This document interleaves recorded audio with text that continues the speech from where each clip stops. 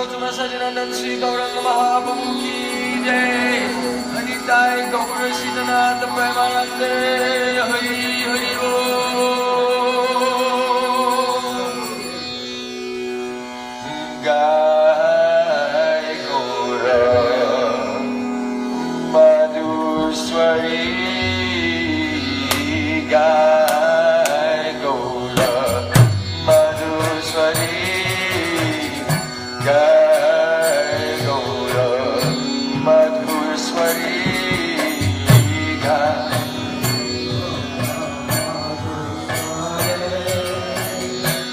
Hare Krishna, Hare Krishna, Krishna Krishna, Hare Hare, Hare Krishna, Hare Krishna, Krishna Krishna,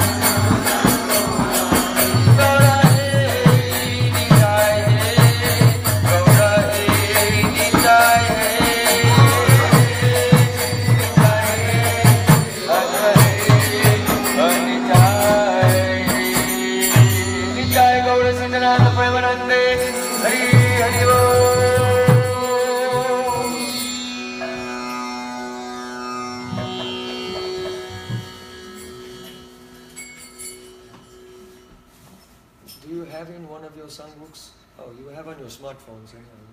Yes. Anupama, Madhuri, Jori.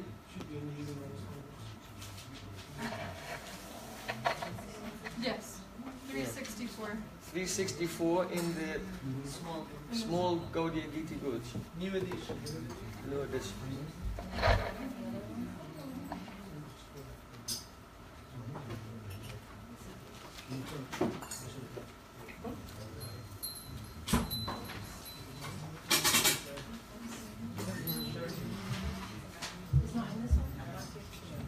It's only on the. You can share it. It's not in the little one. It's not in the yellow book. It's in the small one. Is there any more of them on the shelves there? Then you can share with someone. Yeah, share with each other. Or you can look it up on your smartphones. Google it.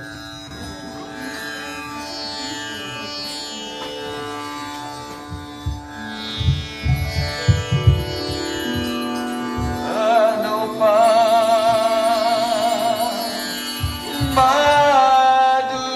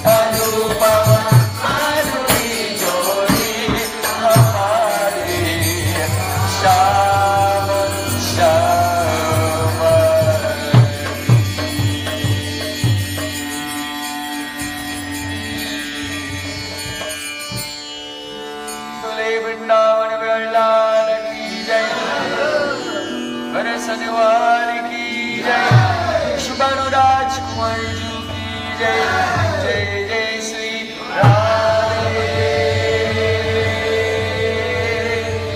जय जय श्री राधे, जय जय श्री राधे।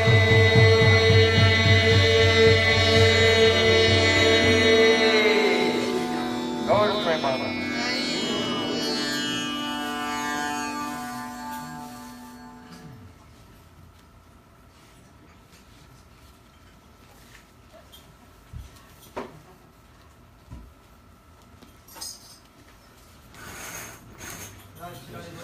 जय श्री श्री राधे मंदिर की जय।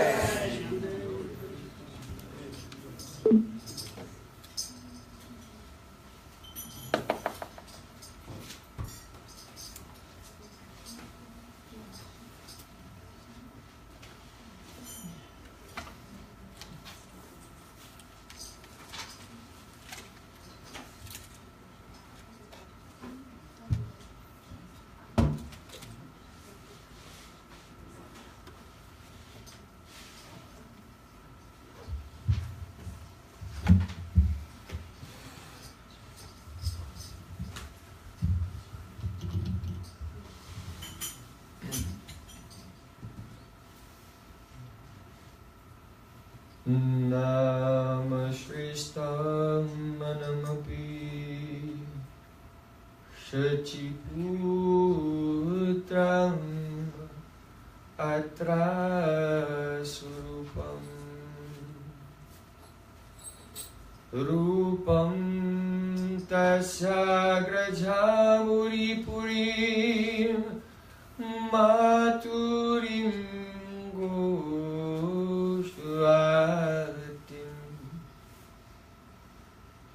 राधा कुन्दमगिरिवरम् अहो राधिकामारवसम्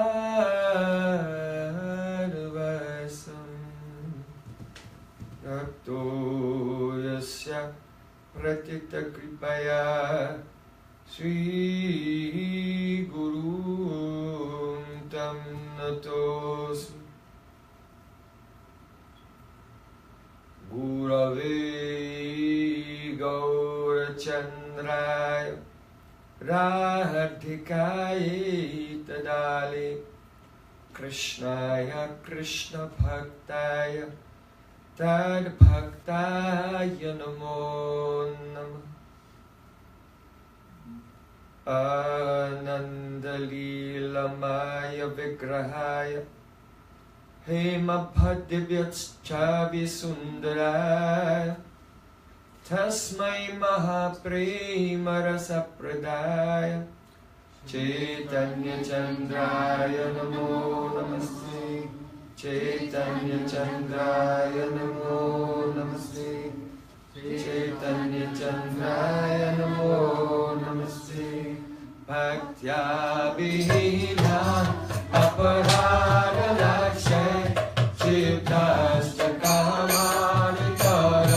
कमली कृपामयि त्वं शरणं प्रपन्नं वृन्दे नमस्ते चरणारविन्दं वृन्दे नमस्ते चरणारविन्दं गोविन्द दामोदर माधवेति गोविन्द दामोदर माधवेति गोविन्द दामोदर माधवेति गोविन्द दामोदर माधवेति हे कृष्णा हे यादव हे सखी गोविन्द दामोदर माधवेति श्याम सुन्दर शिखंड शिखर स्मरहास मुरली मनोहरा राधिकर सुख मम कृपनिधि स्वप्रिय चारण किंकरीं कुरु तवैवस्मि na jivamitvaya vina iti vikyaya devi tam namaham charanantikam.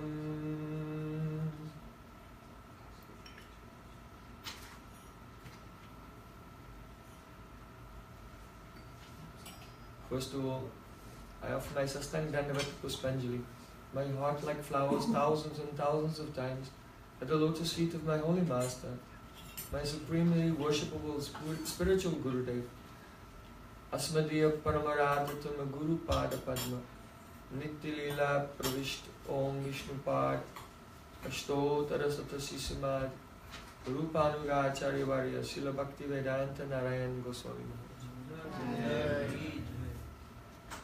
Secondly, I offer my pranam thousands of times at the lotus feet of my Param Gurudev, to Srila Prabhupada and all of our Sri Rupanuga Gaudiya Guru Parampara. And finally, I offer my pranam to all the assembled Vaishnavas and Vaishnavis.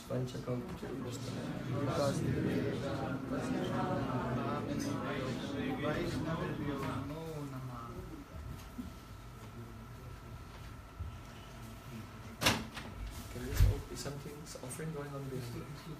That's it. Okay.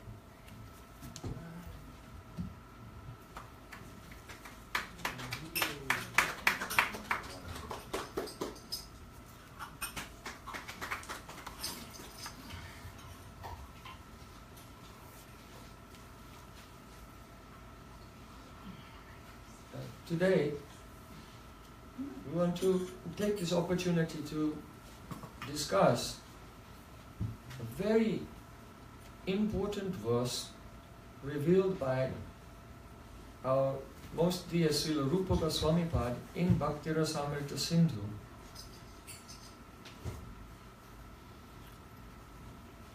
Though this verse is extremely important and also well known, but it is not very widely or clearly understood. The verse describes the paripati, that means the method of Raganuga Bhakti. So in this regard, there's a great deal of confusion.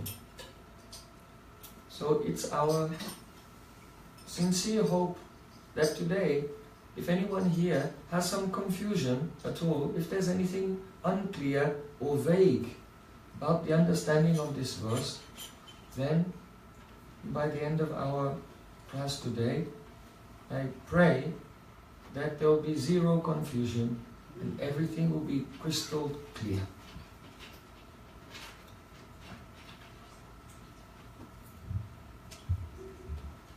As you know, Bhakti, Uttama Bhakti, is divided into three portions, three stages.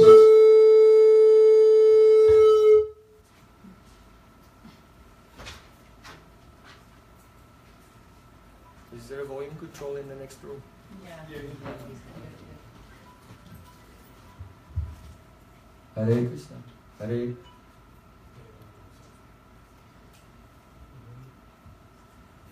So Uttama Bhakti is divided into three stages: Sadhana Bhakti, Bhav Bhakti and Prema Bhakti. So the first stage is Sadhana Bhakti, devotional service in the stage of practice. Kuti sadhya bhavat sadhya bhavasa sadhana vida nitya siddhasya bhavasya prakatyam vriddhi sadhyata. It is the engagement of the senses in the various angas, the limbs of devotional service, such as hearing, chanting, remembering, serving the deity, serving the spiritual master, for the express purpose of attaining Sadhya Bhav, the goal of Rati, the Sthayi Bhav, that is our the foundation of our ecstatic emotional relationship with Sri Krishna. So, Srila Rupa Goswami wants to clarify that this Rati or this Bhav is not generated by sadhana, but it's eternally perfect. and it exists in the heart of Krishna's eternal associates. But the potential of sadhana is that by practicing, hearing, chanting, remembering, then the heart becomes purified and becomes suitable for the appearance of the vritti, that is the function of their love, of the eternal associates, to make its appearance in our heart, just as we can say that prem, the love that they have, is like the sun, and one ray of that sun may touch our chitta and cause the chitta to melt with very intense desire to attain our Ishtadev, to render favorable services to our Ishtadev, and have a very intimate, friendly relationship with our Ishtadev. So, Nitya sadhana is that which has the potential to bring about Nitya Siddhasya Bhavasya Prakatyam Vritti Satyata, the manifestation of that already eternally perfect mood of the eternal associates should make its appearance in our heart. That stage is called Bhav. So Bhav is not a phenomena of this world, it's not a material object, but rather it is the Savritti. It is the essence of the function of Samvit Shakti and Ladini Shakti. Krishna's consciousness potency and pleasure potency combined together. Okay. So sadhan, all sadhan, the goal of sadhana bhakti is to attain this bhav. Now sadhana has two types. Yatta ragana bhaktatvat pravichi upajayate shasane naiva shastasya savaidi bhakti uchite. When a person is not impelled by taste, they are not impelled by taste naturally, but rather by calculation, by logic and reason, by deliberation upon the instructions of the scriptures, which say, you are not this body, this world is a place of suffering, all the living entities who are neglectful of, indifferent to God, they will become entangled in karma and go to hell, etc. So understanding all of these things and knowing that it's one's duty, because Jivara Swarupe Krishna and Nityadas, the soul by nature, by Swarup, is a servant of God, therefore it's our duty to serve. So for these reasons, hearing the logic and reason of the Shastra, a person being afraid of material existence, engaging themselves in hearing, chanting and remembering according to the rules and regulations outlined in scripture. So this is called Vaidhi Bhakti. However, something very important here. Yata rag and avaptatvat. The person has not attained rag. Now here the word rag does not mean they haven't attained the rag, which is the spontaneous, unquenchable thirst to love, to loving thirst to serve Krishna, which is accompanied by the total absorption in thoughts of Krishna. That rag is in the eternal associates. In this context, in defining Vaidhi Bhakti, yatta rag anavaptatat, they have not attained rag. In the commentaries, our acharyas have said here, rag means they have not attained ruchi in that rag. They have not attained taste for the attachment of those eternal associates. What does that mean? When one is chanting the holy name and gradually realization is unfolding of Krishna's form, qualities, and then associates, then when one begins to realize that how the associates of Radha Krishna are serving them in the heart, then the cool moon-like rays of their rag begins to shine onto one's heart. And then one feels, I want to serve in the wake of that. Srila Jiva Goswami gives the example of a crystal. When the rays of the moon shine and illuminate the crystal, and the crystal becomes illuminated. So similarly, the devotee was in that stage of their Nam Bhajan, where they're realizing Krishna's Nam, Rup, Gun, the next stage is Parikar. Then, when they're focusing on those, remembering those Parikars, then the moon-like rays of their rag illuminates the crystal of their Shuddha Antakaran, their pure Chitta. And they feel ulas, they feel a great joy. And when Sravanam, Kirtanam, Smaranam is impelled on by that joy, that ruchi in the rag, then it's not called Vaidhi Bhakti anymore.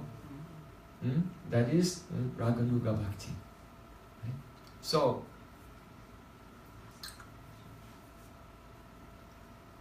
if we want to clearly understand Raganuga Bhakti, we must approach the two verses given by Srila Rupa Goswami Pad. It's a very wonderful thing that when Srila Rupa Goswami in Sri Bhakti Rasamrita Sindhu wants to explain Raganuga Sadhana Bhakti, he gives only two verses. So if you're reading through Bhakti Rasamrita Sindhu, you say, oh, wonderful, now I've come to the section on Raganuga Bhakti. You read two verses, then go, is that it? Where's all the other details that we need to know? Huh? It's like that. Many devotees have that experience. But this is the thing. Everything that you need to know is in those two verses. There's nothing missing. There's nothing missing. It's all there. If a person actually understands Tattva Siddhanta, understands the language of Rupa Goswami, everything is clear in just two verses. The problem only arises when the devotee isn't qualified, they don't understand Tattva Siddhanta. Then they read these two verses and say, oh well, there's so much missing here. He didn't explain how do you get your Siddha Deha? He hasn't explained that. Why didn't he tell that? Actually, he's told everything. But he hasn't told it in such a way that neophytes who know Tattva Siddhanta can understand. So people are left thinking, well, there's got to be more to this. How do you get the spiritual body? Surely to being in this, someone will have to explain and describe it to you. Whatever. So these kind of ideas and speculations come about, and if we consider it carefully, we'll see that it's quite absurd that Sri Krishna appears in this world once in a day of Lord Brahma, right? Once in every 8 billion, more than 8 billion years. And then just after Sri Krishna appears, and Krishna appears with the express purpose of inspiring the path of Raganuga Bhakti in this world. And then just after that, Sri Krishna appears again in the form of Sri Chaitanya Mahaprabhu, in order to show by his own example and teach through his associates how to follow Raganuga Sadhana Bhakti to attain his eternal pastimes in Braja. And Sri Krishna Chaitanya Mahaprabhu only gives 8 verses about the chanting of the holy names, how to progress in the chanting of the holy names. That's also complete, because Nam reveals everything. But specifically, Srila Chaitanya Mahaprabhu empowered Rupa Goswami to fulfill his manobhishta, his innermost heart's desire of revealing to the world the path of Raganuga Bhakti. Now, what are the chances that the one person, Sri Chaitanya Mahaprabhu, empowers to reveal the details of Raganuga Bhakti once in a day of Lord Brahma, then just drops the ball and forgets to actually explain it properly? Never mind. 8 billion years later, there'll be another chance. Right? So those who think that Srila Rupa Goswami's 2 verses don't give a complete explanation, then they're more or less saying, well, Rupa Goswami dropped the ball, and maybe he'll get it right next time. Right? So it's really not like that at all. So, Sri Rupa Goswami gave 2 verses, and these 2 verses are related to each other. Our acharyas, in their commentary, they explain this is paripati, it's a method. Part 1, and then part 2. So the first verse is very famous. Krishnam smaran janam chasya prastam nija sanihitam tat tat katar taschaso kurid vasam braje sada. It means, the structure of the verse is not in the order that you would expect for the syntax in English. So, in Sanskrit literature, they have a system called Anvai. Anvai means when the words in the verse are rearranged in the natural order that you would say them if you were just explaining to someone. So here, Krishnam smaram janam chasya prastam nija samihitam. The word prastam is adjective to Krishna. And nija samihitam is adjective to janam chasya. So it's prastam, Krishnam smaram.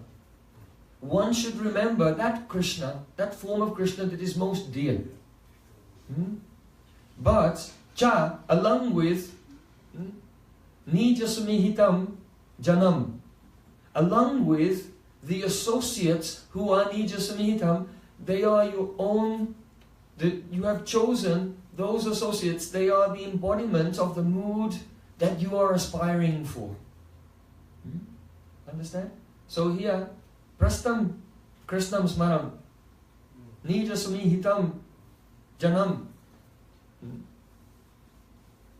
So these are the two aspects. Remember Krishna, who is most dear to you, and remember Krishna not alone, but along with those associates who are worshipable for you, who are the object of your desire, in whose footsteps you aspire to follow. And tat tat katar chascha, so you should be absorbed in hearing the katar, which describes the beautiful, loving relationship between your beloved form of Krishna and the associates in whose footsteps you aspire to follow. Hear their katha and Koryad Vasam Braje Sada, and always reside in Braja. If you cannot reside in Braja physically, then at least mentally, in the mind, you should think, I am staying on the bank of Jamuna, in the lap of Giriraj Govardhan. So, this is the first verse of the two verses describing Rupanuga Bhakti Sadhana. Now the second verse is here on the board, so we can chant it together.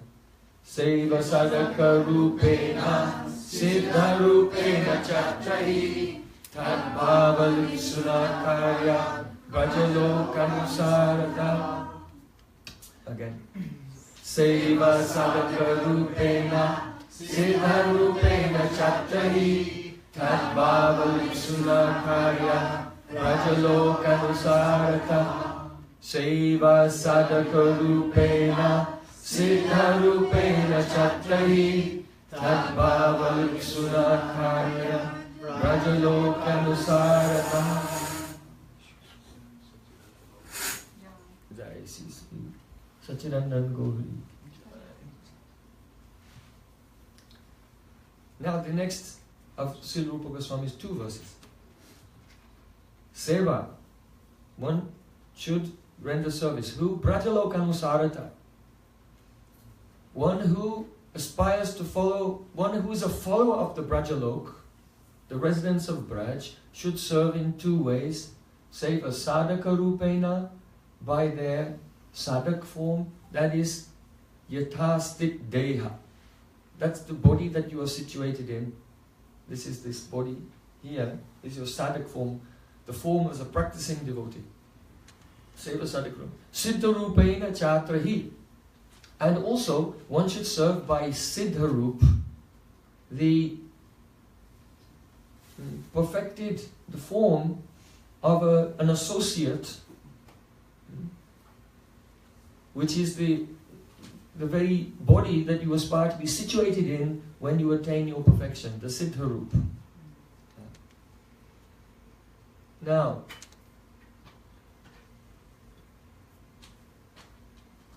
in order to understand these two verses clearly, there are two concepts that must be very clear. The first one is, what is Smaranam? And the second one is, what is Siddha Rup? So we'll begin with Smaranam because the first verse is on that subject. Krishnam Smaram, remember Krishna along with his associate. generally, we translate the word smaranam as remembrance. So in English, we know what the word remembrance means, right? It's when we look inside our own mind and we dig up something that we've experienced from before, right? So, how can you do that with Krishna? Have you experienced Krishna before? Narad Muni, he describes in Srimad Bhagavatam that the material mind cannot produce anything it has not experienced before, either in this life or in a previous life. So if a person has not experienced Krishna, then they cannot actually remember Krishna. They can remember some words about Krishna, some ideas about Krishna, some paintings of Krishna, so on. But actually Krishna, it is another thing. So, what is Smaranam? For that we'll have to come to the very precise definitions of each anga of bhakti. Our Srila Jiva Goswami Pad, most prolific author. Perhaps you know that the Mahabharata is 100,000 verses. It's the whole Iliad and the Odyssey can go inside Mahabharata several times. It's so huge. But Srila Jiva Goswami has written 400,000 verses. So it's superhuman. Srila Jiva Goswami Pad ki jai. It's mind-boggling, inconceivable. His level of genius is aprakrita, supernatural, beyond this world. And so he has very specifically and scientifically defined all the various aspects of Bhakti Tattva. So there, in his description of the angas of Bhakti, he begins by, after describing surrender to the spiritual master and service to Vaishnavas, then he comes to the first anga of Bhakti after that, which is Sravanam, hearing. He said, Pratamam namna Sravanena antakaranam shuddhyatam apeksham shuddhecha antakarane rupa sravanena tadudoy yogyata bhavati. In the beginning, the ability to hear the name of Krishna depends on the shuddhata, the purity of the antakaran. Karan means senses. So you have bahikaran, external senses, and then you have antakaran, your internal sense. So that is your subtle body. Specifically the chitta, then some contamination of the chitta is ahankar. And transformation of ahankar is manas and buddhi. They are respectively sattvic and rajasic transformations of ahankar. So, because ahankar itself is a contamination on the chitta, therefore shuddha antakaran means shuddha chitta.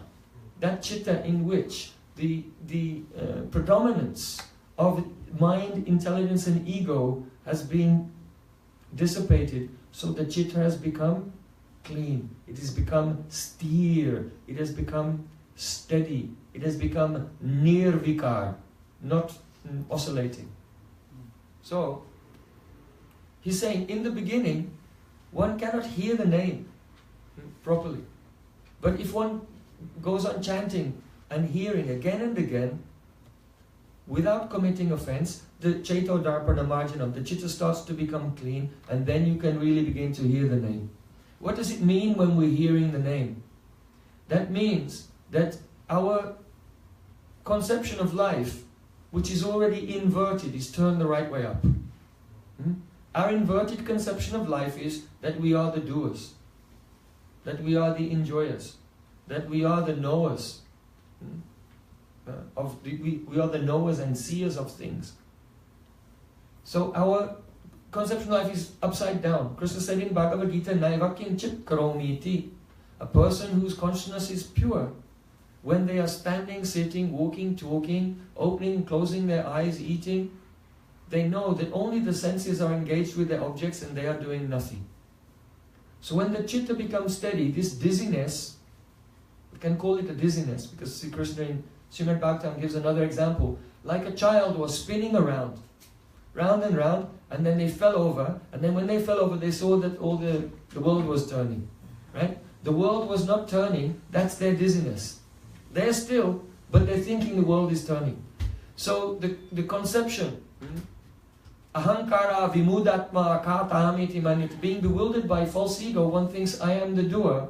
This is a kind of dizziness actually, because the soul is still, but his mind is spinning and giving him the impression that he's the doer. So once this false experience of life is eradicated, that means our conception, which is upside down, is inverted to the correct way, then the chitta is steady. That is a Shuddha Antakara. At that time, even when, what to speak of hearing others, when you are chanting, you experience that you are not chanting. Because you are not the doer.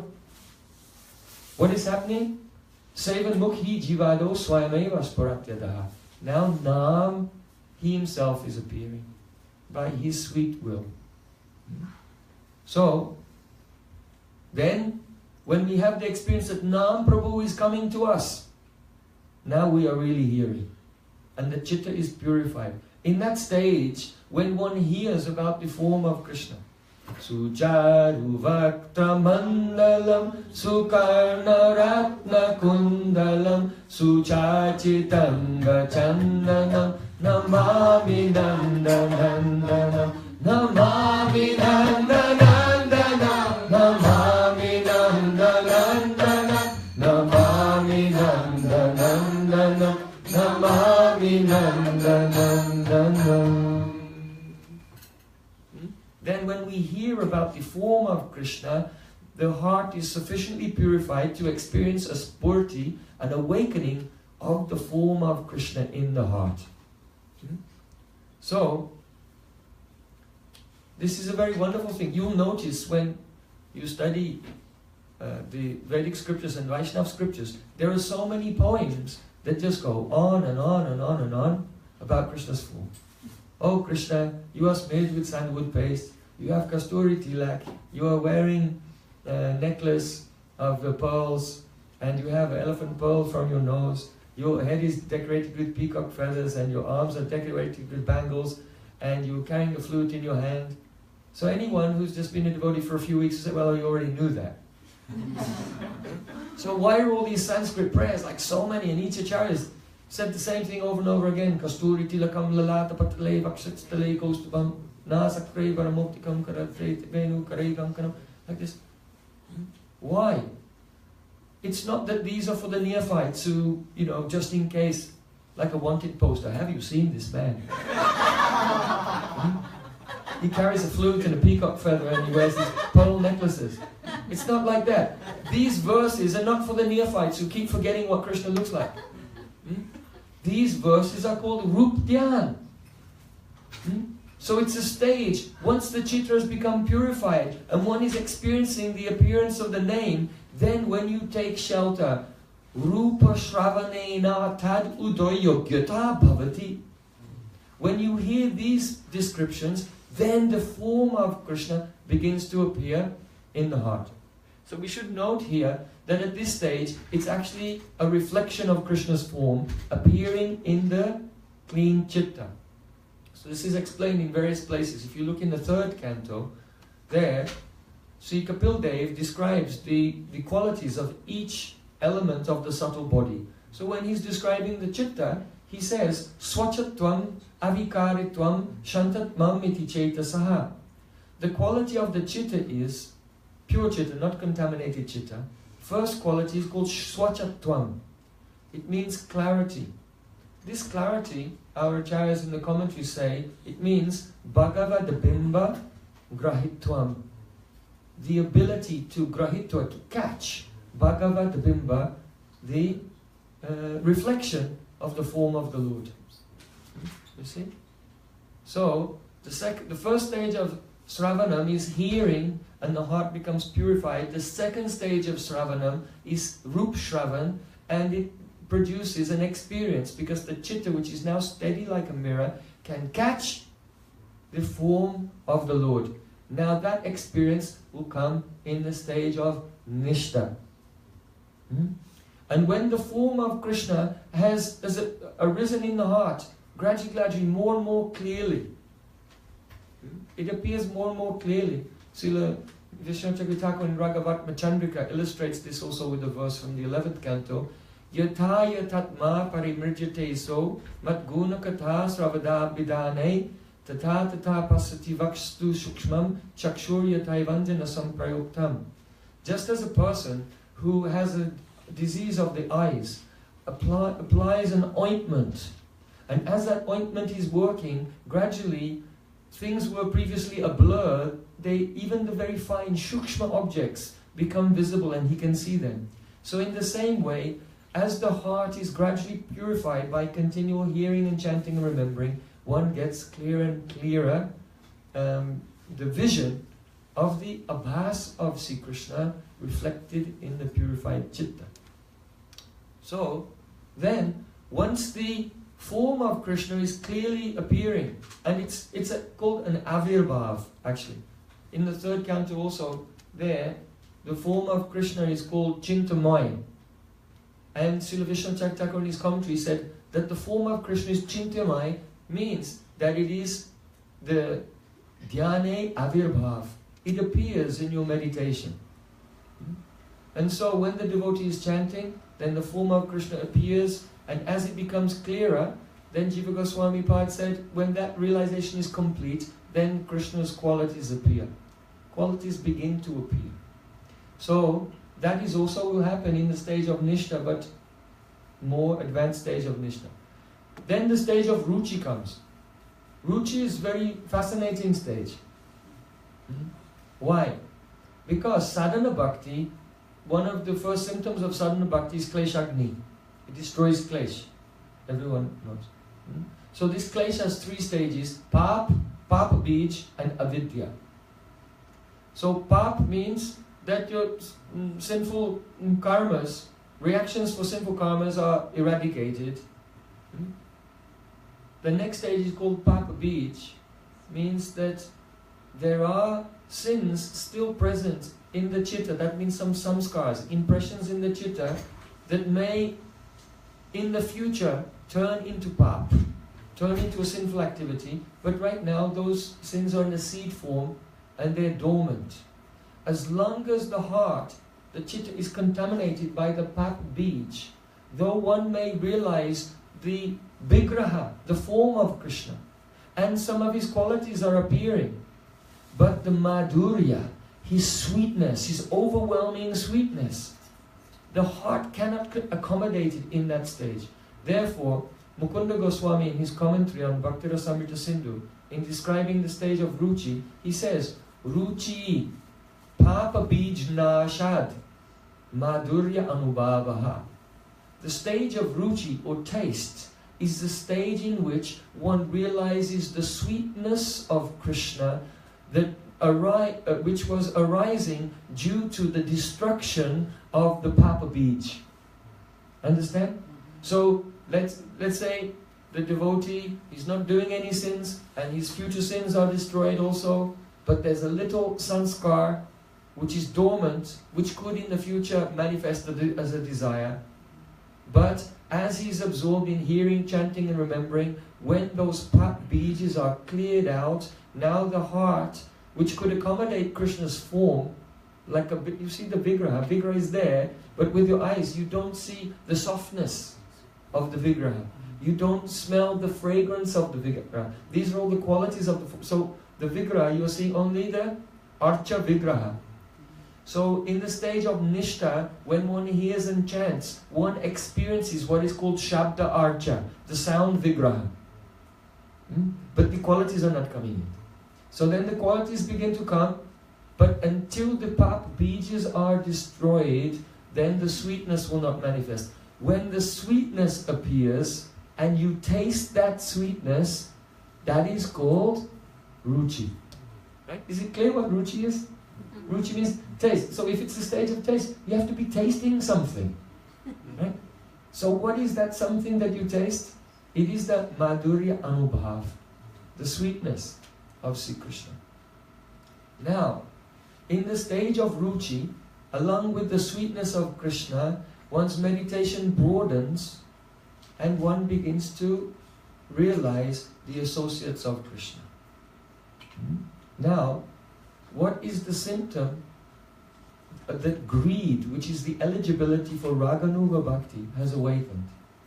Who remembers the definition of that stage where greed, which qualifies one for Raganuga Bhakti, has awakened? Tad tad bhavadi madhurye srute de yadapekshate nacha shastana yuktinja tal loba utpati lakshanam. This is the lakshan, the symptom of loba utpati, that a mature greed has awakened. Right? Actual greed. Not just a kind of interest. Or a real keenness. Or a fanaticism or enthusiasm for the idea of Raganuga Bhakti. But the actual eligibility for Raganuga Bhakti is a loba utpati, and it has a symptom. The symptom is the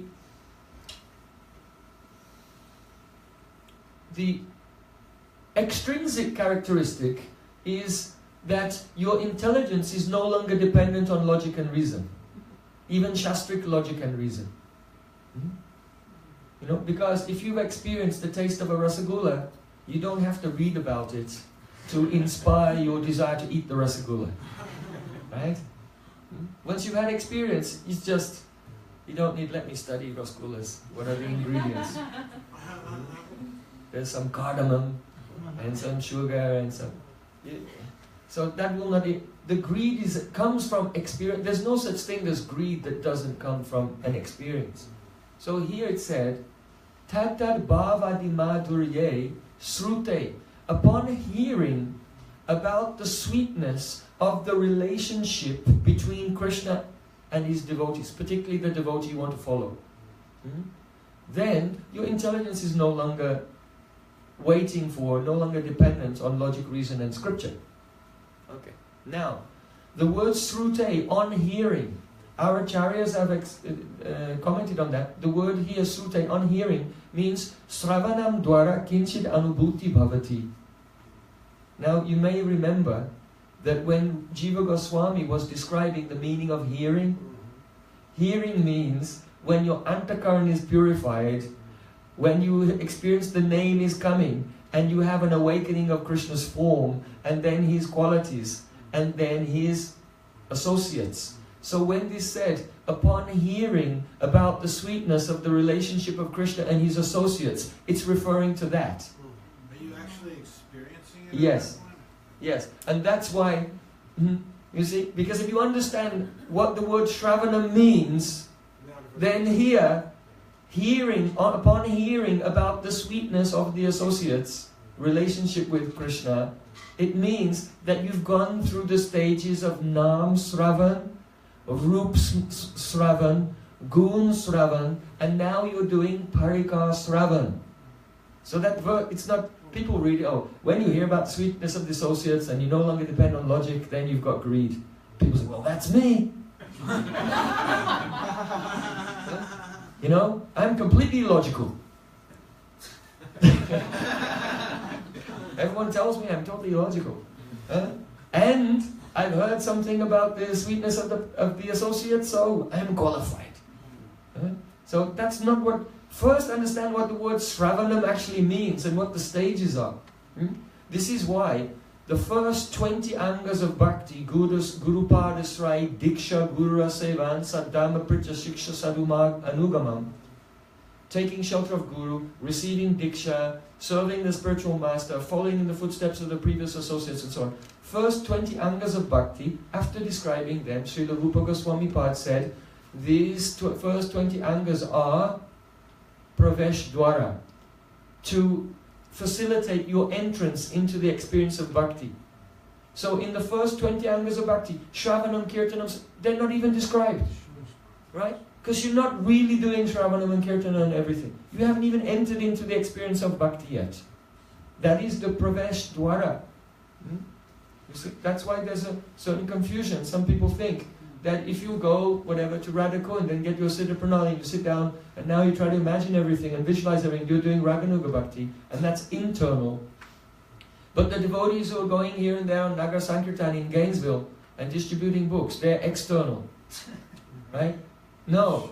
The devotees who are serving in the mission of their guru are going through the first 20 angas of bhakti, which prepare you to pravesh, to enter into the true experience. And if you'll just sit down somewhere full of anarthas trying to visualize Radha and Krishna, you'll just awaken your own sanskars of sex life and you'll never enter into bhakti. So that's not internal and this is not external. This is the path, the process which our great acharyas have shown us, by which one becomes qualified. You know, Srila Jiva Goswami didn't spend 24 hours a day chanting the holy name and serving in Siddharup. How did he write 400,000 verses? Right? He was also serving his guru.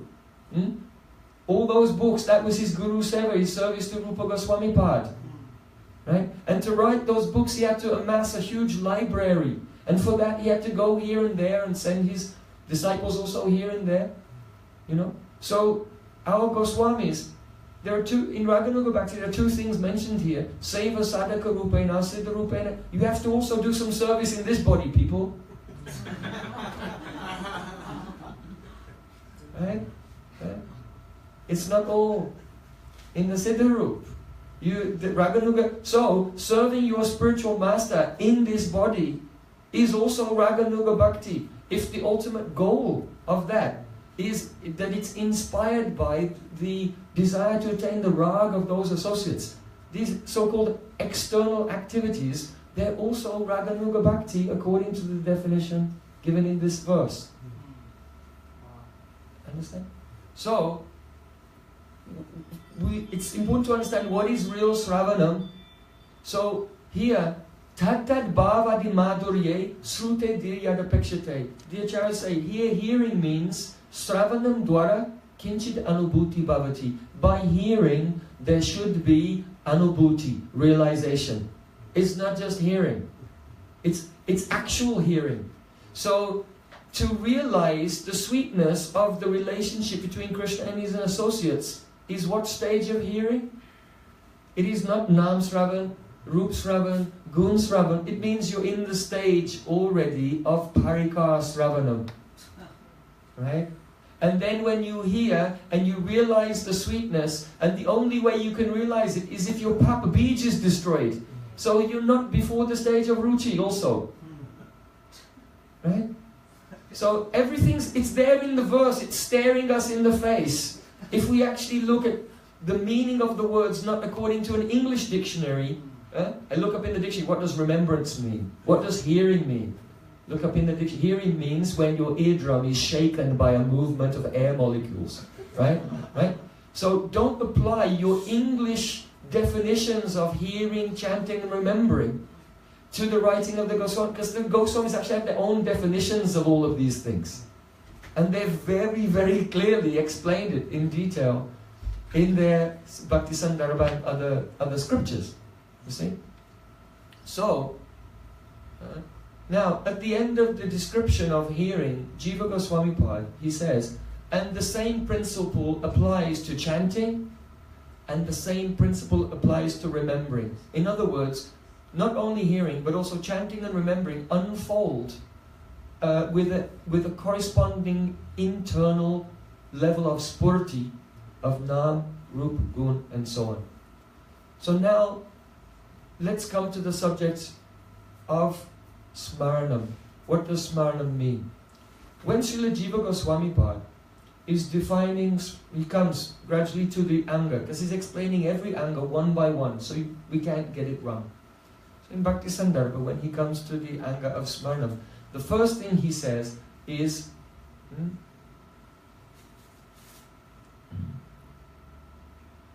Shuddha antakarnas ched smaranam kuryat.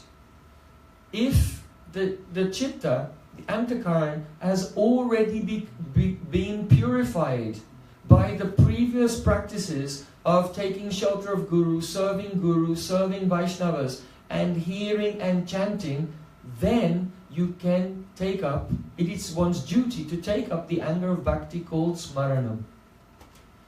So, Srila Jiva Goswami Pad never said everyone's qualified to do Smaranam. As our Prabhupada Bhaktisiddhanta Thakur has written in his poem, Vaishnav ke. Kirtana prabhave smarana hoibe. By the power of kirtan, one will become qualified to practice smarana. So the reason that the antakaran has to be pure before the practice of actual real smaranam takes place is because the smaranam real smaranam is non-different from spurti. So nam smaran means you can experience nam, that you are not the karta, you are not mentally conjuring the nam, but you begin to pray and you feel nam is appearing in your remembrance. And then rup is appearing in your remembrance. Then the gun, the qualities are appearing in your remembrance. So it actually corresponds to internal revelation. So Srila Jiva Goswami emphasized this point so strongly by saying that unless the antakaran is pure, one is not even capable of nam smaran. He said you can, what to speak of like trying to visualize a lila or visualize Krishna's form. He said without a Shuddha antakaran you cannot even do the nam smaran. Not possible. Now, Srila Jiva Goswami describes what he calls kram sopan riti. Riti means the convention, the conventional way of how you must do it. And sopan means steps, and kram means sequence.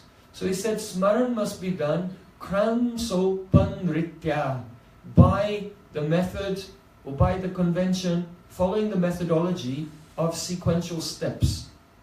Now, when he described hearing, he just said nam, rup, gun, parika, lila.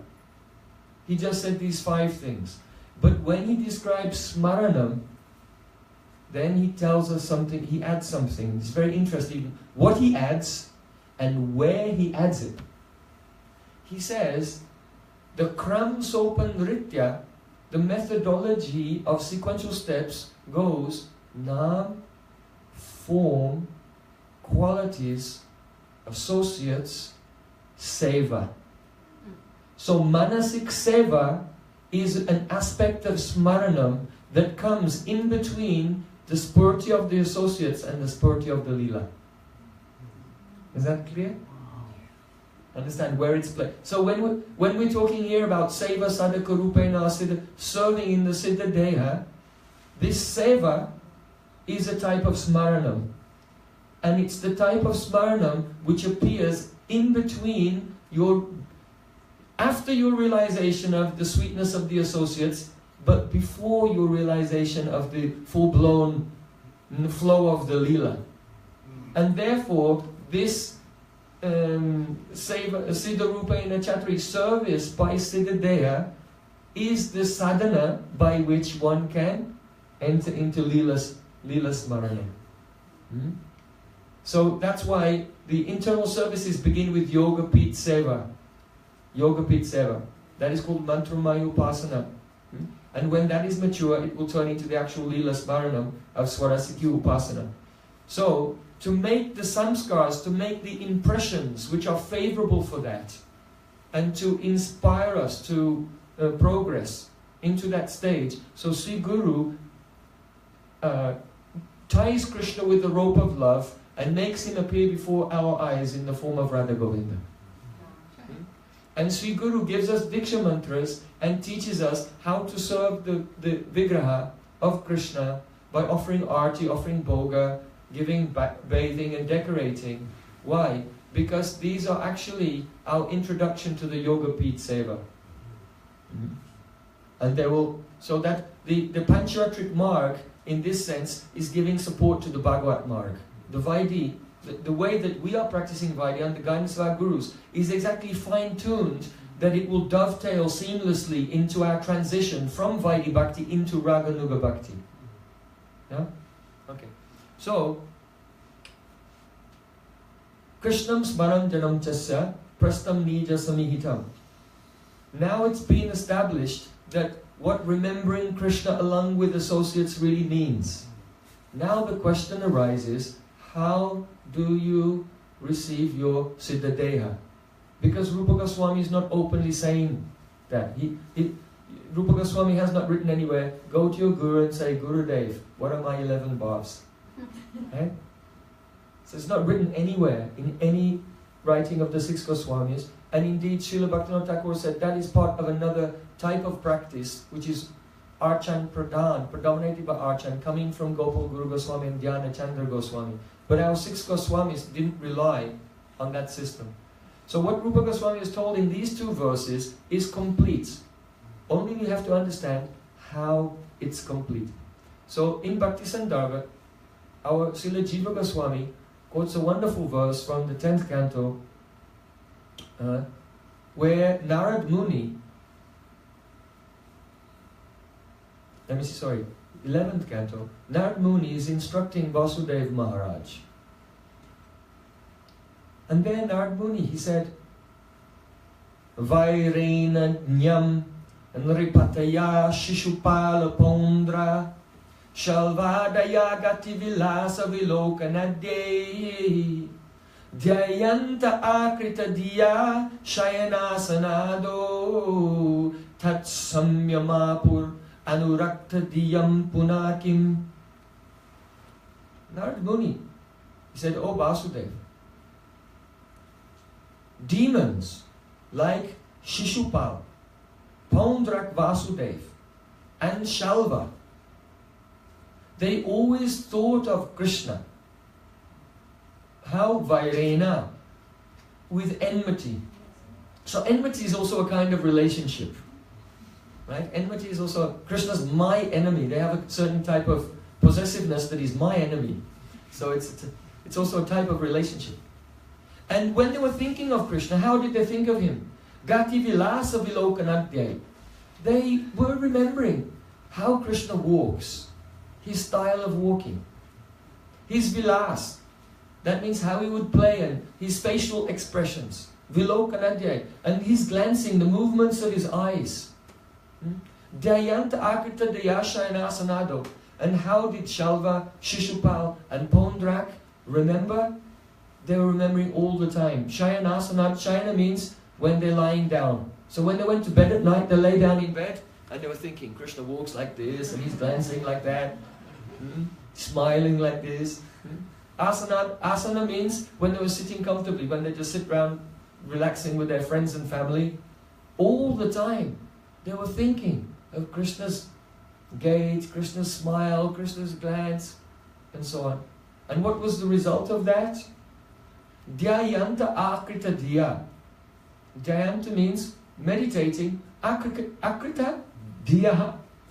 It means that their chitta,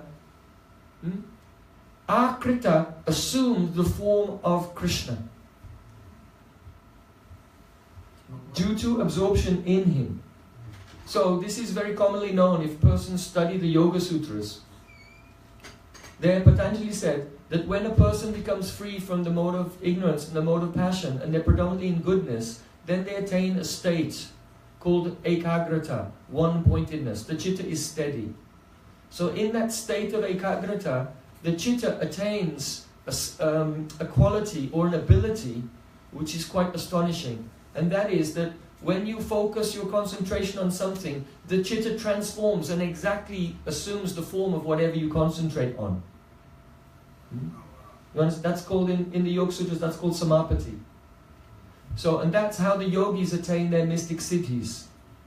It's not that the chitta only transforms to make like an image or a picture of that, it actually becomes that object.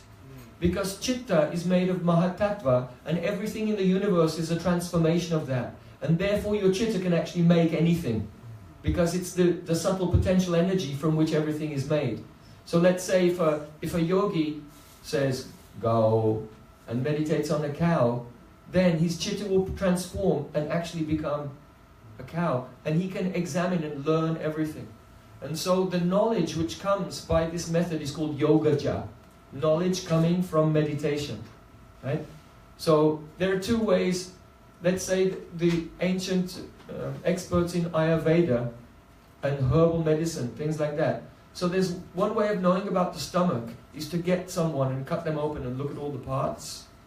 And then another way, a type of knowledge which is called yogaja, is that the yogi would just meditate on his solar plexus, and then all the organs would just appear, and his chitta would transform and become all those organs, and he could just investigate it and get knowledge that way. So that knowledge is called yogaja, and that skill is called samapati. So then, if someone, when that yogi is completely absorbed in that samapati, then whatever qualities have appeared in that object, they become his. And so that's how yogis get mystic power. So when the yogi is doing samapati on the element of air, then he takes the qualities of air and begins to levitate.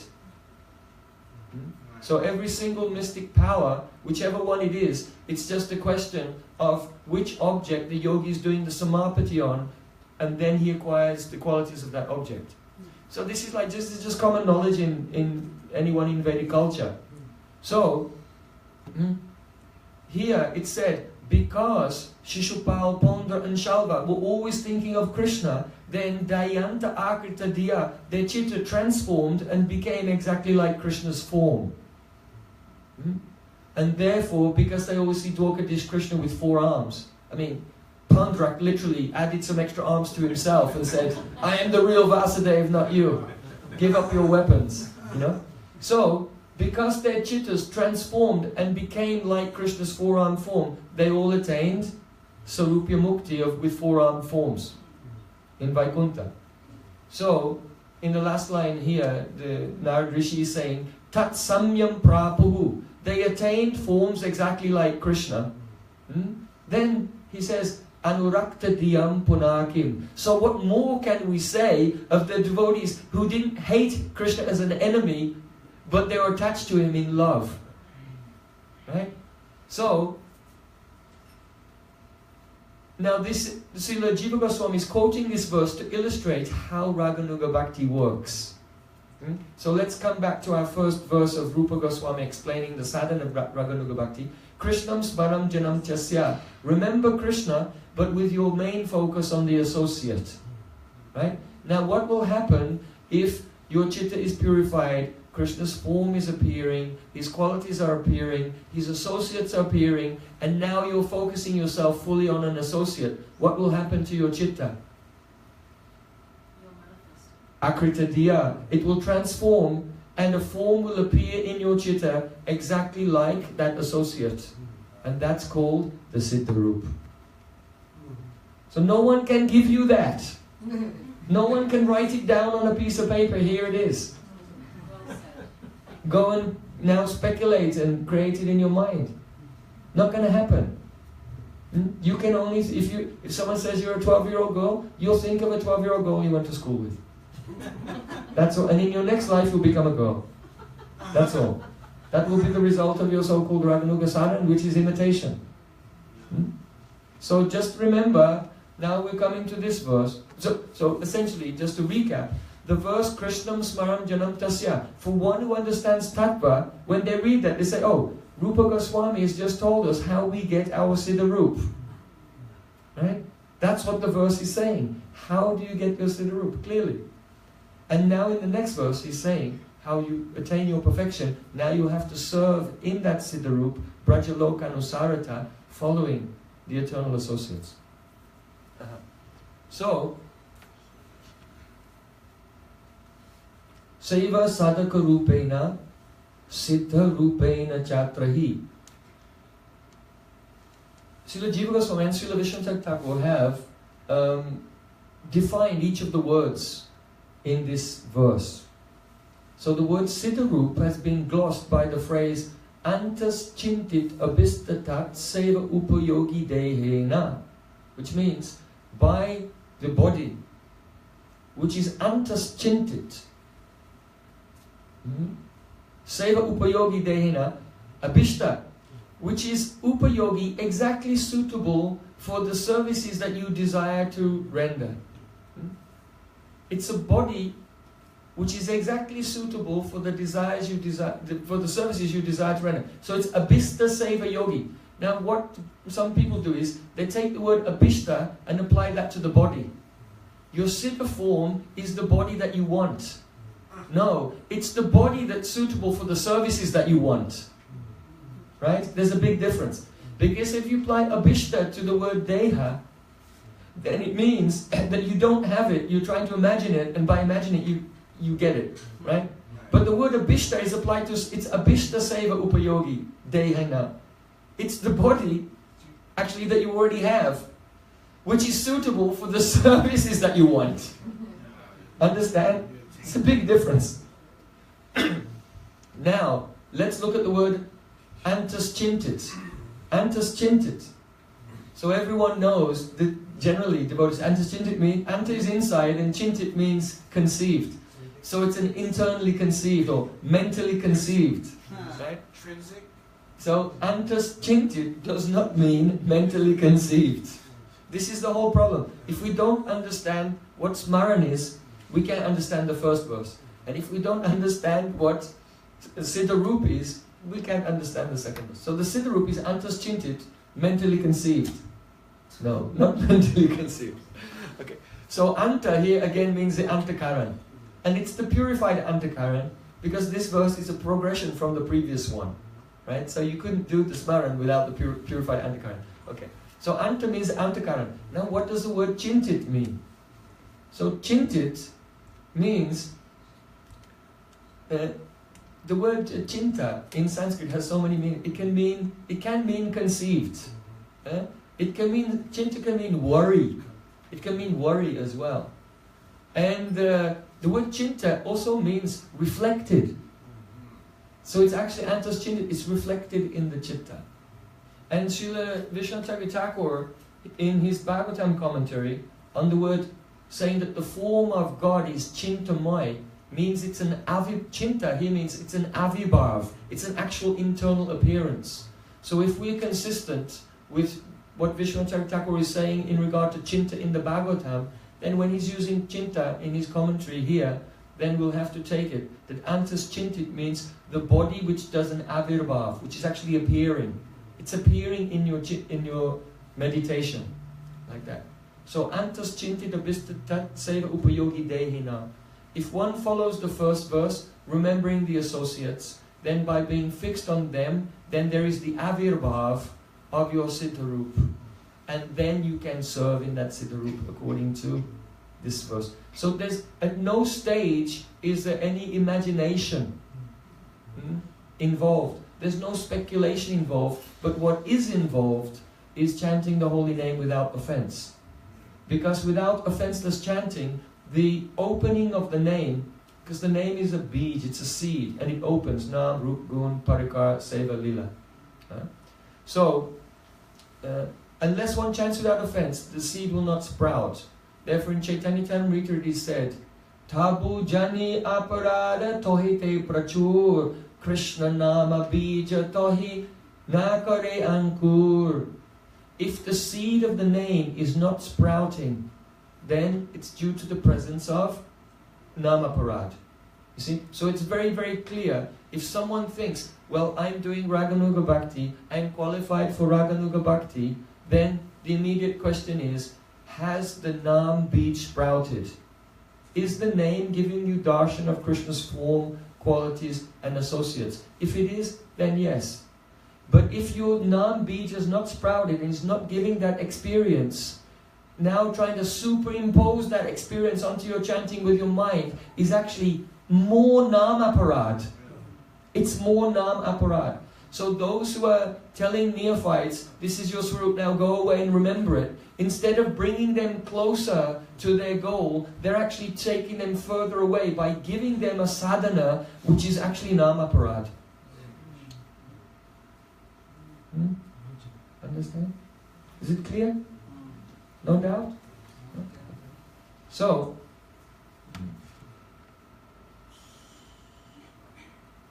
now we'll come to the Tatat Kataratas Chaso. One should be absorbed in the Katar about the associates. One praman which is used by those who try to promote the imitation of Raganuga Bhakti is this.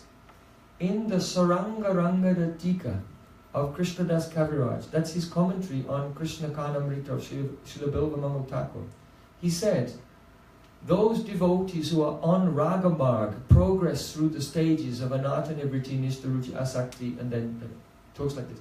So taking that quote, they use this as proof that those who are on Raga Marg, it goes from Anatta, Nivritti.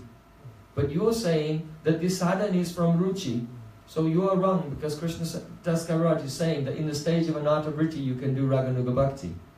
Right? So, you may have heard this argument.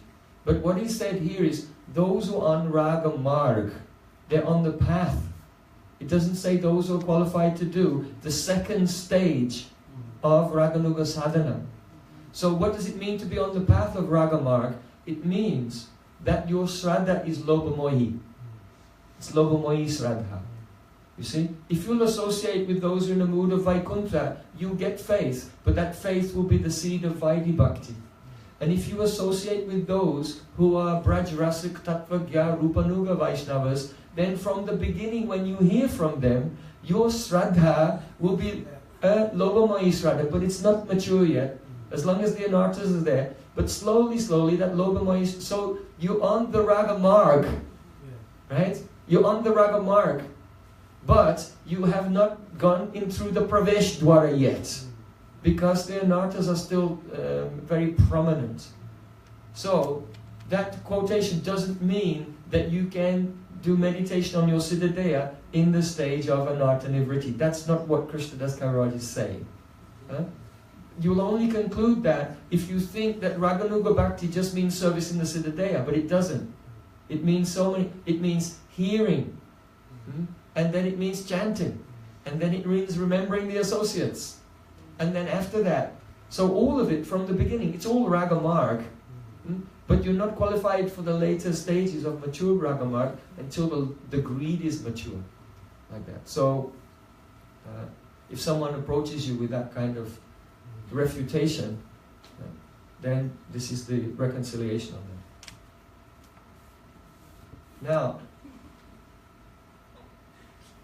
Now that's for today, that's my Siddhanta for today. No more Siddhanta. Now I only want to speak about the sweet pastimes of our Radha Govinda. So don't be here in Alachua. Now come with me to Vrindavan. Krishna Govinda Govinda Gopala, Krishna Govinda Govinda Gopala, Krishna Govinda Govinda Gopala,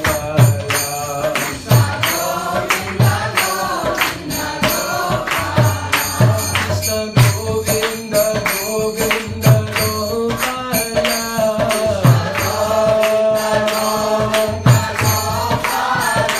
Krishna Govinda Govinda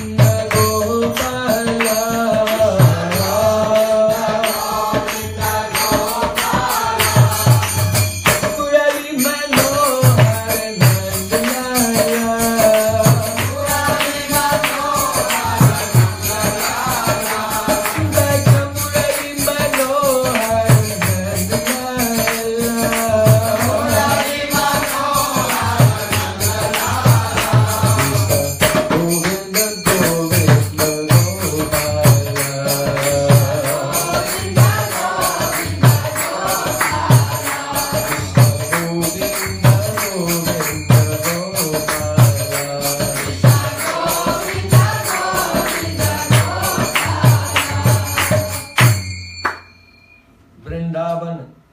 What does it mean? Vrinda means Samuha, the group, like Gaura Bhakta Vrinda. Means the group. Avana means nourished. That place where every living entity is nourished with prema. Even the Vedas, they are incapable of describing the glories of one blade of grass in that Vrindavan. Even in the Brahma Samhita, they already said that every step is a dance. Why is that? The implication is that if ordinary walking is like dancing, then what is the dancing like? We have no words to describe it.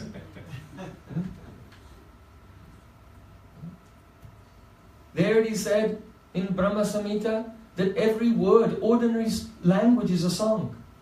The implication is, if the speaking is like singing, then what is the singing like? We cannot describe it. There the water is like nectar.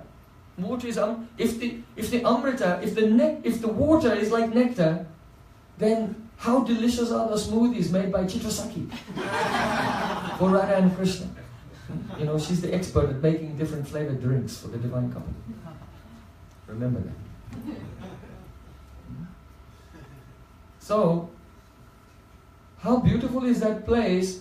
Chidanandam Jyoti. The light there is Chidananda. Just the light in the sky shining from the sun is made of prem. So, if the light is full of prem, what is the prem like? Yeah? No words to describe. How beautiful is that Vrindavan? And when Sri Krishna at night goes into the forest and takes his bansi to his lips and begins to play, Braj Gopis hear that. They cannot check themselves. One gopi was stringing a garland, and hearing the sound of Krishna's flute, she just ran into the forest with the needle and thread still in her hand. She arrives there on the bank of the Jamuna with the needle and thread. Another gopi was stirring boiling milk. She heard the sound of Krishna's flute. At once she ran, and the milk boiled over into the fire. She's running through the forest with a spoon in her hand. Another gopi was putting on her kajal, the black eyeliner, on only one eye. But hearing the sound of Krishna's flute, she forgot everything. And immediately she ran there to see the beauty of Sri Krishna. Even those gopis, how powerful is the sound of Krishna's flute, how divine, pure is this Rasa Leela, that those gopis who were sadhakas, and they were checked in their homes by their husbands, just by the fire of separation of not being able to go, then everything auspicious and inauspicious was completely burnt, and in bodies which were completely Satchidananda, they also went. And their husbands, so we kept her at home. But they separated, their Satchidananda form came out from that form and ran. Because only Satchidananda forms can go to Rasa. It is completely pure. There is not even the slightest trace, the slightest scent of lust in there. This is Premamoy Leela, pure unconditional loving pastimes. So when Krishna played his flute, many gopis were running. But what happened to Srimati Radhika? We have to deliberate for a moment. What is the state of her love? From her childhood, if she saw a dark rain cloud, she would become stunned, hair standing on end, tears, trembling with sattvic bhavs. If she saw a peacock, she would be attacked by intense sattvic bhavs, becoming stunned, changing colors, the color of her complexion, voice choking. When she sits at home, alone, she has a spurti of Krishna and she starts talking to him.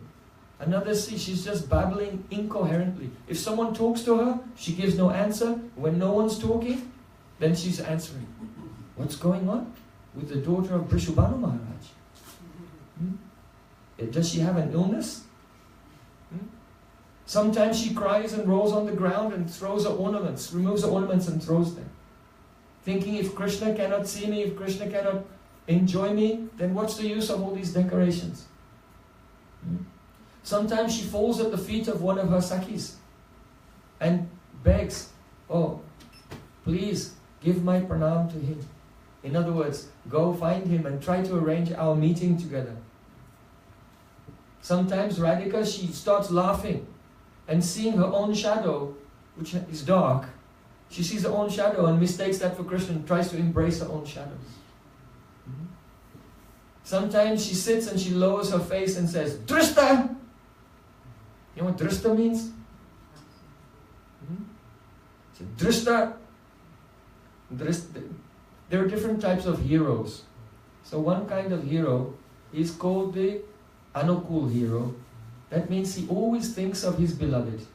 And the thought of another gopi will not even come into his mind. He's fully dedicated to her. He follows around like a shadow and never thinks of anyone else. So that is anukul. But then you have dakshina. That means the hero who's very polite, very kind, very loving, his behavior is perfect, but now and then he remembers another heroine. Someone else is in his mind. So it's dakshina. And then you have shat.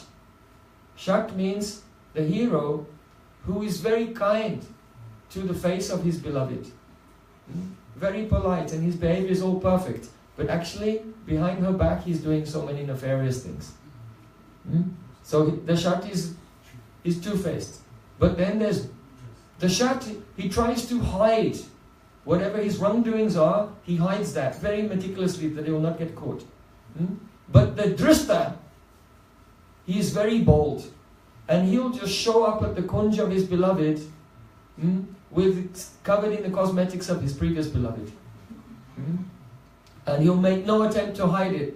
And then when she says, what is this? And she becomes angry. Jahi Madhava, Jahi Keshava Maka, Badakaitava Badam. I don't want to hear your lies. He'll just tell barefaced lies. Oh, what is this red cosmetic on your chest? Oh, it was from I was wrestling with my friends. What are these scratches on your body? Oh, I was remembering you and fainted in ecstasy and fell into a rose bush. So the drishta, he's a barefaced liar. And he's so bold, he doesn't care. He thinks he can talk his way out of anything. Doesn't make an effort to hide, but he'll lie. So Radharani, she's sitting alone and she lowers her face in shame and says, oh Drishta, don't disgrace me in front of my Sakis. Don't embarrass me in front of my friends. So in this way, actually Radharani is not meeting with Krishna, but by the power of her intense love, she sees him in various spurtis and different pastimes. Sometimes he pleases her, sometimes he displeases her. And so she's behaving in that way, in an incoherent way, to those who are seeing her outwardly. So on that night when Krishna played his flute and all gopis were running from various directions with their needles and spoons, then Radhika, when she heard the flute, she also got up and went to run. But as she went to run, her Sakis, Lalita, Vishaka and others, they blocked her path. Not the parents, the Sakis. They blocked her path and stopped her from going. Why? Because they thought, look, if Krishna will just play his flute and you drop everything and go running there, then how can we maintain our dignity? Then Krishna just can snap his fingers and you jump. No, no, no, no. Because if any heroine is quite submissive, then Lalita gives advice to Radharani. If a heroine is very submissive to whatever Krishna wants, then Krishna very soon loses interest in that person. So the Sakis, they stop her from going to uphold the dignity of us. Let everyone else go and let Krishna wait. And then afterwards, perhaps we can go. So then, Krishna was there playing his flute on the bank of Jamuna, and all the gopis arrived and he looked at their beauty, and then he noticed that Radharani was not there. So we see in Srimad Bhagavatam, Krishna instructs the gopis in Dharma, as Purva Mimamsa actually, Karma Kanda, the importance of doing your duties in life and serving your husband and family members and all these things. So Krishna's instructions to them, actually he was just stalling, hoping that if he can stall them for some time, Radharani will finally arrive and then Ras Leela could begin. So Krishna was stalling by giving the gopis instructions in Dharma. But when they heard this, then they became very upset. Maivam vibhoti bhavan gaditam risangsam sanchaja sarva vishayan tava padamulam bhakta bhajasya durvagra macha jasman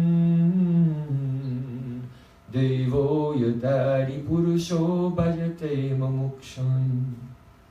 Yad patyupatar suridam anubrittiranga Strinam swadharma iti damat vidata yuktam Astaiva meitad upadesha padetvaishe Pristo bhavanstanubritam kila bandhuratma.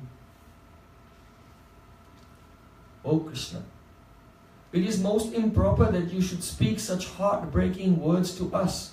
We've abandoned all vishai, all sense gratification to come to your lotus feet. That means that we have not come to your lotus feet for our sense gratification. Because we've abandoned all sense gratification. That means we came only for your pleasure. So the Supreme Lord Narayan, He reciprocates with everyone. Whatever they want, He gives. Muktim dadati ka chitsmana bhakti yogam. It is said, Krishna easily gives mukti to someone, but very rarely gives bhakti. So, if someone wants mukti to enter into Brahman, then what benefit does Bhagavan have from that? Right? Someone in this world is doing bhakti, but their goal is to enter into Sayuja Mukti, into Brahman. Then what benefit does God get? Approximately? None. It's a round figure, 0. Huh? Nothing at all. But still, Narayan, He reciprocates with those who want liberation, and He'll grant them that, if that's why they're serving Him. So gopis say that we have heard you have qualities like Lord Narayan. Because Gargacharya, he said to Krishna's father when he did Krishna's horoscope in the Nandakirak, in the Goshala in Gokul, Tasman Nandatmajo Yamte Narayana Samoguna, your son will have qualities like Lord Narayan. So gopis are saying, if Lord Narayan even reciprocates with those who have nothing to offer Him and have no intention of serving Him, then how much more, if you have qualities like Lord Narayan, you should reciprocate with us. We've come not to get anything for ourselves. It's everything just for you. So gopis quarreled with Krishna for some time. They said, "Oh Krishna, only for your happiness, we left our husbands, our children, our family members like vomit. We cannot even bear to remember anything about them. So please, we know what you want." Actually, when gopis are speaking these verses, it's called Pranay Geet. Pranay means when the lover and beloved, their hearts and minds are one. So essentially, gopis, they argue with Krishna, saying, they're crying because thinking, why is Krishna saying these things? Because we know in his heart, he wants to accept us. So why is he being duplicitous? So gopis said, please abandon your duplicity, give up your joking, and accept us.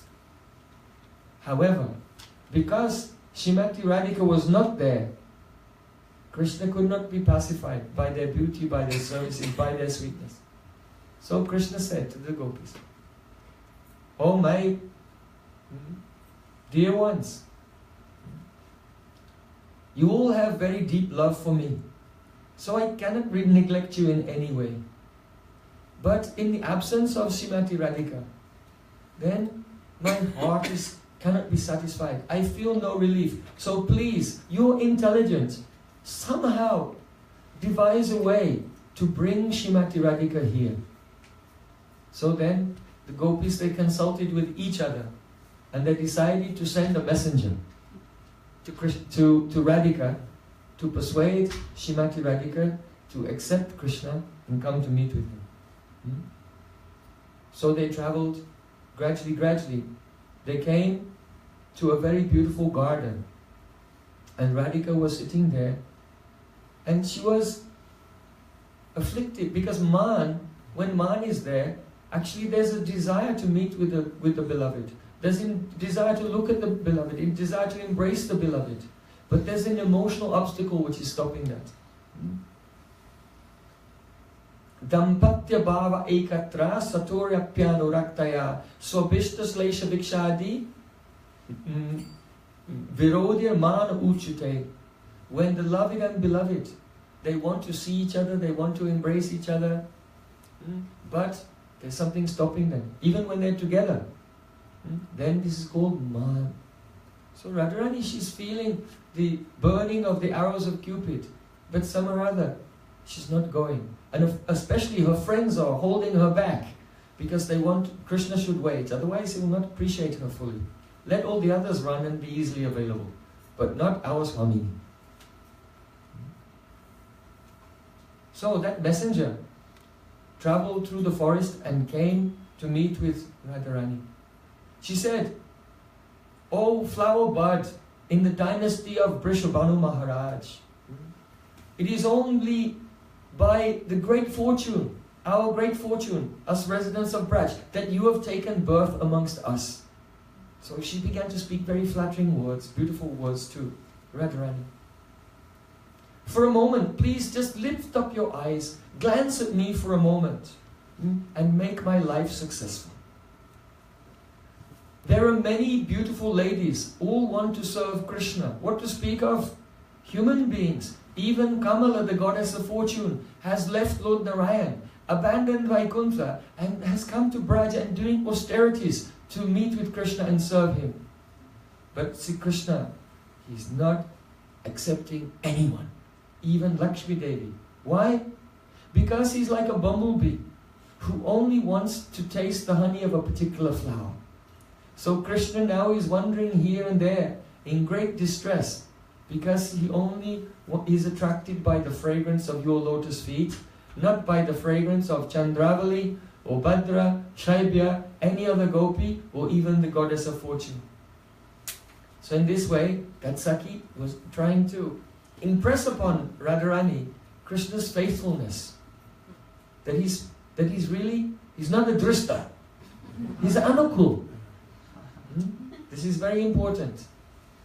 As followers of Rupa Goswami, if Krishna is drishta, we don't want to serve him. When he becomes anukul, then we'll serve him. Therefore Rupa Goswami said, "Anukul yena Krishnanu shrilanam bhakti uttama." The highest bhakti is serving Krishna when he's anukul, otherwise we don't want to serve him. So, that messenger, she said to Radharani, "Oh Radhika, I want to tell you some secret truths about Krishna. Even great sages who are qualified to see the spiritual world have never been able to touch even one drop of the truths about Krishna that I will now explain to you."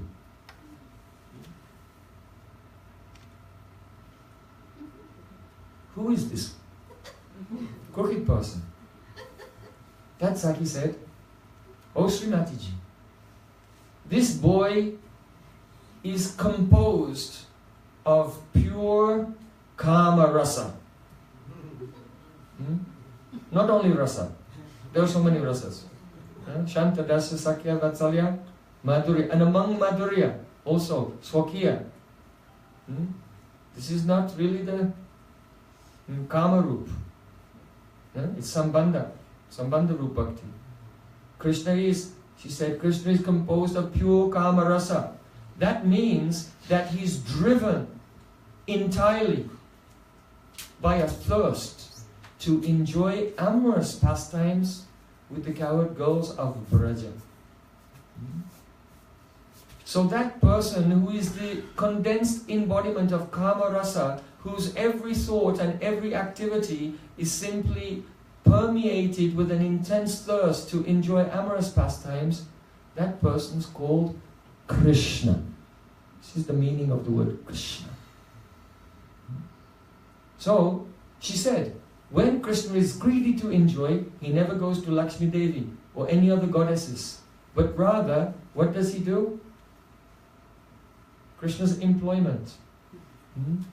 He has no other business, but he every day, on the pretext of taking the cows to graze in the forest, he goes wandering. He sneaks off from his friends, and alone he's wandering in the forest, looking to find a victim. She said, Krishna's searching here and there all the time. And when he discovers some beautiful young gopi in the forest, amusing herself somehow or other, then he watches from a distance and he tries to formulate a cunning plan. He contemplates how he can, through deceit, through tricks, and sometimes just through brute force and aggression, how he can cross over to the farthest shore of the ocean of Cupid with that gopi. So when he sees any gopi hiding in the forest, Krishna's playing in the forest, Krishna's hiding and watching and thinking, what should I do? How can we go on this journey across the ocean of rasa? So then Krishna comes up with a plan.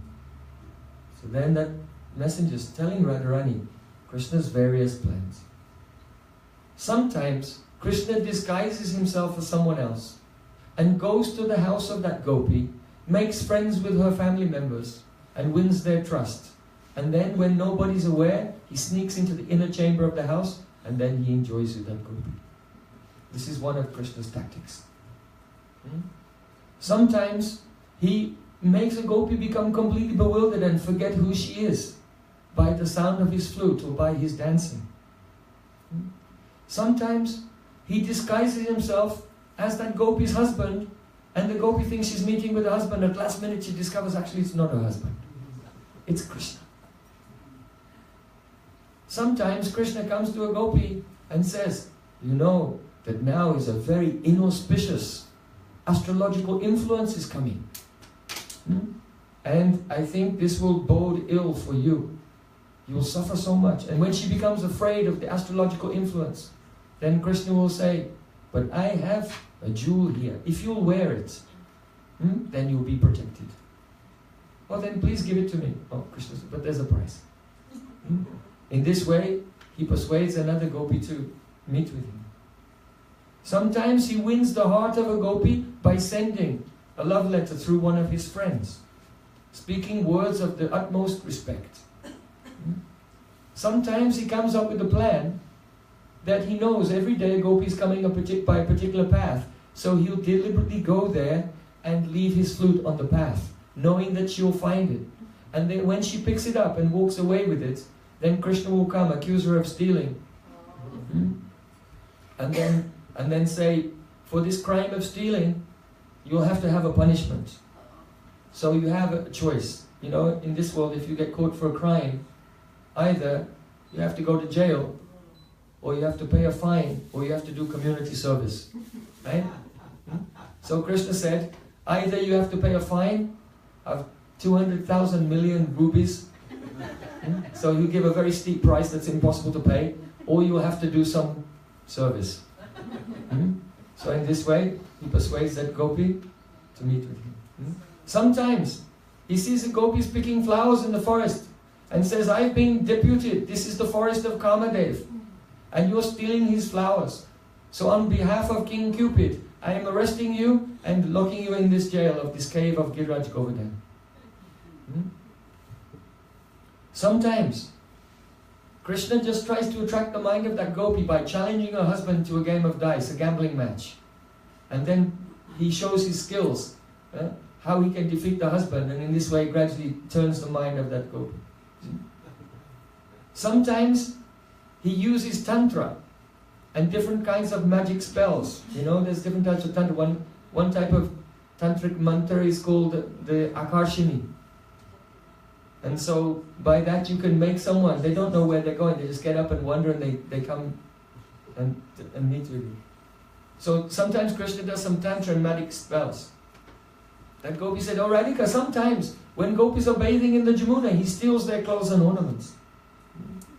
Sometimes he dresses up as a demigoddess and he goes to that gopi and does a dramatic performance, a song, a dance, or some juggling. And then when she's completely absorbed in him and bewildered, then he takes off his disguise and meets with that gopi. Sometimes he disguises himself as a boatman in the Jamuna and offers to take a gopi across the Jamuna, but when he gets halfway, then he makes the price very high, demands a very high price or payment in services. So, sometimes Krishna disguises himself as a terrifying beast. And when a gopi is walking through the forest, he jumps out. And she's terrified and she turns and she runs. And she's running. And then Krishna takes off the disguise, quickly runs round in a circle in front of her and says, quickly, you can hide here in this cave. You'll be safe there. And then she runs and she hides in the cave. And then Krishna goes inside and says, you know, it's really fortunate for you today that I just happened to be passing. Otherwise that beast could have killed you. Huh? And then Gopi says, yes, you're right, you saved my life. I don't know how I can ever repay you. Then Krishna smiles. And in this way, she expresses her gratitude. So, this messenger is telling Radharani how Krishna is the embodiment of Kama Rasa, and he's always looking somewhere to try to fulfill that thirst. She said, but Radhika, is there even one respectable girl in the whole of Gokul with whom Krishna has not enjoyed a secret tryst? But still, his mind remains unsatisfied, completely dissatisfied. Why is that? Radharani is very eager to find out why. The messenger said, the reason is this. One day, Krishna was all alone and sitting in the forest. And he was completely depressed because he thought, after all of these tricks and traps, I'm not satisfied. I'm completely feeling empty. And he lay down at the base of a kadamba tree and Krishna fell asleep. So then, while Krishna was asleep, he saw you. That means he saw Radhika approaching him in a dream with her face looking down, very, very shy. And you called out to him, "Oh Prananath, I only desire your love, I don't desire anything else. So why are you playing with all these other maidens of Braja and you don't even remember me?" So then, when Krishna heard these words in his dream, he began to cry and fell to the ground. And in the dream, when he fell to the ground, then he woke up. And so he was lying alone beneath that kadamba tree. And when he woke up, he realized his mistake. There's no meaning to my life. My life is empty. Whatever I've done, it never gave me happiness. Because I have neglected the daughter of Brishabhanu Maharaj.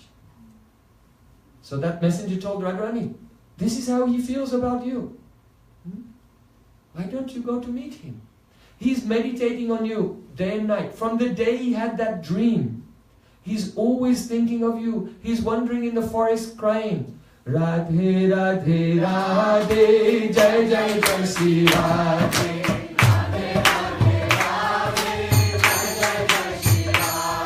Oh Vrishabhanu Nandini Radhe Radhe. Vrishabhanu Nandini Radhe Radhe.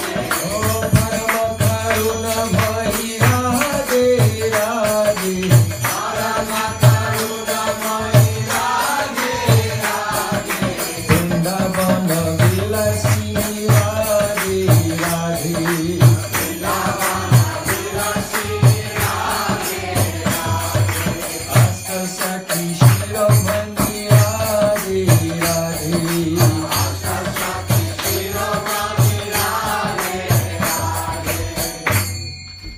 So today, he played on his flute. He was calling you. But incidentally, all the gopis of Braja came to meet him at night on the bank of Jamuna, but he's indifferent to all of them. He doesn't even see them. He's looking through them. He's not even acknowledging their presence. He's just crying, Kwasi Prayasi, Kwasi Prayasi. Where is my beloved? Where are you, my beloved? Even though Chandravali and others petition him with so many sweet words, he doesn't even look in their direction. Krishna does not eat, he does not drink, he's just letting out long sighs. So in this way you should know that in separation from you, Krishna remains completely pure. Tears are flowing from his eyes, and because he's crying, the trees are crying, the birds are crying, the bumblebees are crying. All Vrindavan is sad. Why? Because you won't meet with him. Formidable. This is really seva. Right? It's the service of a Saki to go and represent Krishna's case to Radharani and persuade her. This is seva. And this is seva sadhakaru siddha rupena chatari. Service in the siddha. So, all Braj is becoming flooded with Krishna's tears. And even Giraj, Govardhan, the stones are melting. So when Radharani heard this, then she became so overwhelmed. She was trembling with a desire at once to go and save Krishna from the pain of separation and make him happy. However, Lalita Sakhi was there. So Lalita Sakhi, she stood up and she said to that messenger, "Hey Sundari, very beautiful lady, I think it's time for you to leave this place at once.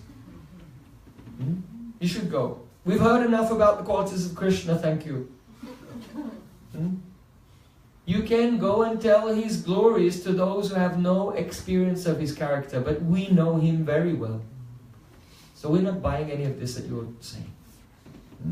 How are we expected to believe your words when this person is so crooked, he can't even stand up straight, he's always like this. Always tribanga. Everything about Krishna is crooked. His glances are crooked, his words are crooked, his stance is crooked, his jamuna is crooked. So, we think that whatever words he has expressed, words of love he has spoken, this is all pretension. Why? If Krishna really considers that my Sakhi Radhika is the foremost of all the gopis of Braja, then why doesn't he just stay with her? Why does he disregard her and have pastimes with so many gopis all over Braja? So we've had enough with this cheater. If Krishna cannot surrender to the standard of loving only my Sakhi Shrimati Radhika, that's all we're asking.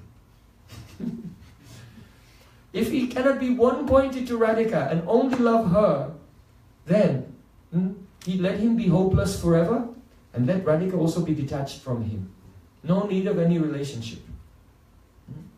So, messenger, go at once to that Krishna who is a Kamuk Muktamani. That means the crest jewel of all lusty persons. And you should make him happy with our words. Our message is this. It is our policy of our group that we only associate with virtuous persons who are capable of undivided attention. So if Krishna were to give undivided attention to Radhika and give no attention to anyone else, then he can associate with us. That is our policy and our final word. Now go. So then that messenger was dismissed and left. The messenger came back to where Krishna was waiting. And when Krishna heard it, he became very desperate. So then he thought up a plan. He dressed as a gopi. He takes some help. Krishna's cousin is Kundalata, so Kundalata helps him with his wardrobe for female clothing. So Krishna was dressed up in a skirt and a veil and choli and all the shringar with pearls and earrings, necklaces, bangles, sindoor on his forehead, everything, as a beautiful sham-colored Sakhi. And he set off to find Shrimati Radhika. Jai Sri Radha Govinda Ju Ki Jai. So Radhika was there in that garden, and that beautiful sham-colored gopi was singing the glories of Radhika and dancing, and slowly approached that place. And when she arrived there, she saw Radhika and said, "Aha! Now all my pious deeds have borne fruit today. Because now I have seen you." And he bowed down and touched her lotus feet. "And I have touched your lotus feet. So what will be difficult for me to attain in all the three worlds? Now my life has become successful. Your beauty is such that if anyone sees you dancing, just the rays from your body will cause Lakshmi and Narayan to fall unconscious. So how fortunate I am that I have met with you today, by chance. Because actually, I was doing some service for Krishna. And as I was doing this service on a journey to do some service for Krishna, by chance I have met you. But now I'm seeing you, I've completely forgot all of what I was supposed to do for Krishna. I don't care about Krishna. And I'm not acting on his behalf. Don't think that. But because just being in your presence, I've lost interest in everything else. Nevertheless, I want to share with you a few words that I heard Krishna speaking. Krishna was sitting alone and he was just talking. But in his heart he was thinking of you and he was expressing his heart to you.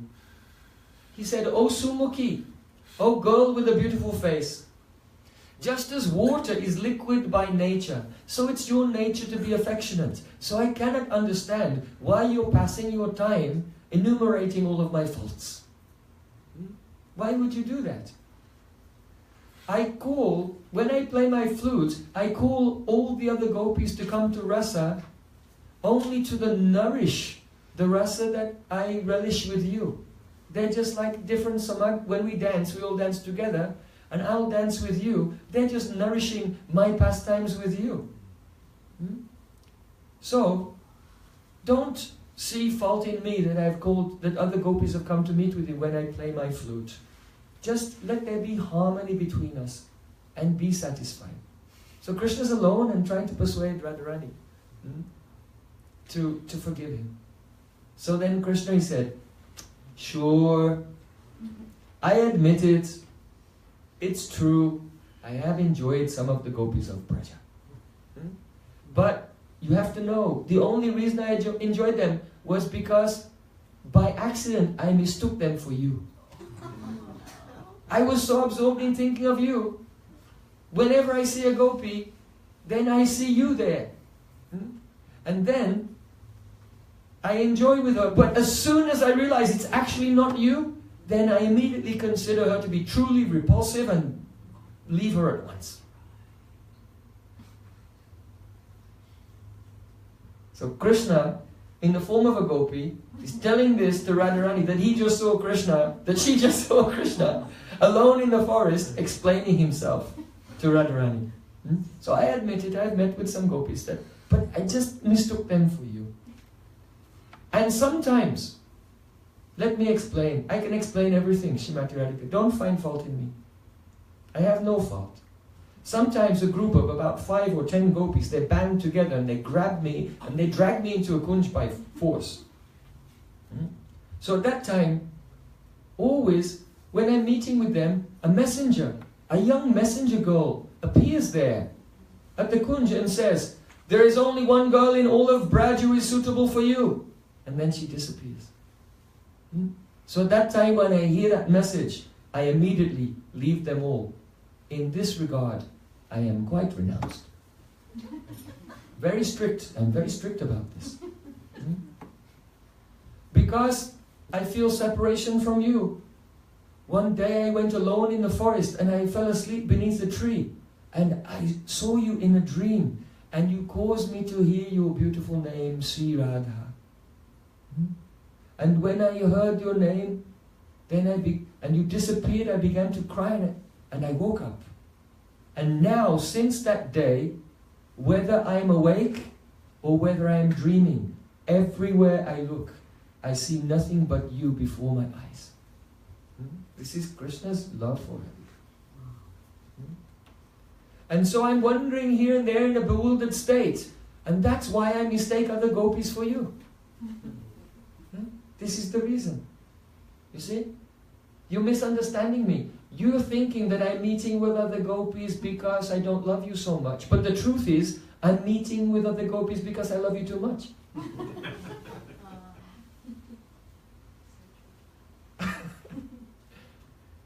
Should we believe him or not? No. Then Krishna said, "When I put my flute to my lips, then my flute sings your glories." That means I'm not actually playing the flute. I just put it to my lips and the flute itself just begins to sing your glories. And that's why I can't stop playing the flute. Because when I hear this sound coming from my flute, which is glorifying you, I become amazed and I want to hear more and more. So my flute is naturally overwhelmed with your qualities and your rasa. So I'm not really calling the other gopis, I'm not even playing it. It's the flute singing by himself and glorifying you. And why is he doing that? Because I feel pain in separation from you, and I know that you feel pain in separation from me, and my flute, being my Sakhi, is trying to bring the two of us together. You know, in Brahma Samhita it says, Bangsi Priya Sakhi. This is the meaning. Why is Bangsi Priya Sakhi? A Sakhi is a friend who brings the here and herein together. So Krishna said, my flute is a Sakhi. I'm not playing it. I'm not calling other gopis. The flute is singing your glories to bring us two together. So, but when my flute sings about you, the other gopis become bewildered and come running of their own accord. Why are you blaming me for that? So Krishna is going through all of his faults one by one and explaining how he's blameless. So, you see, I'm naturally compassionate to everyone. So if the other gopis come, what can I do? And you're also very kind and forgiving. But the problem is this.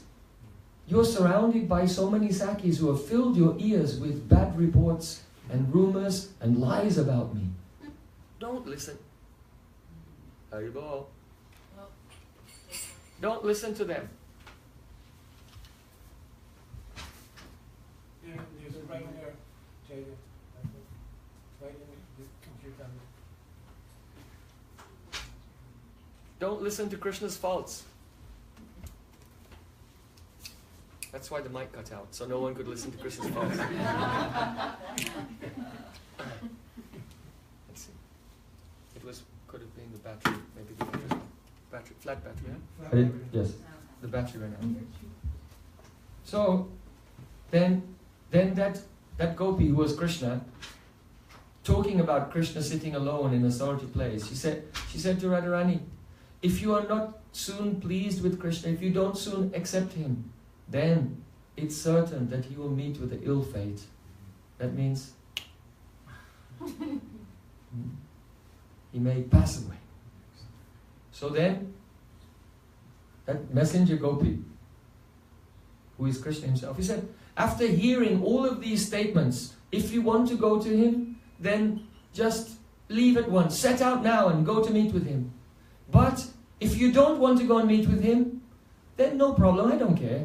I'm not concerned. Just stay here with me. Krishna always gives people a choice.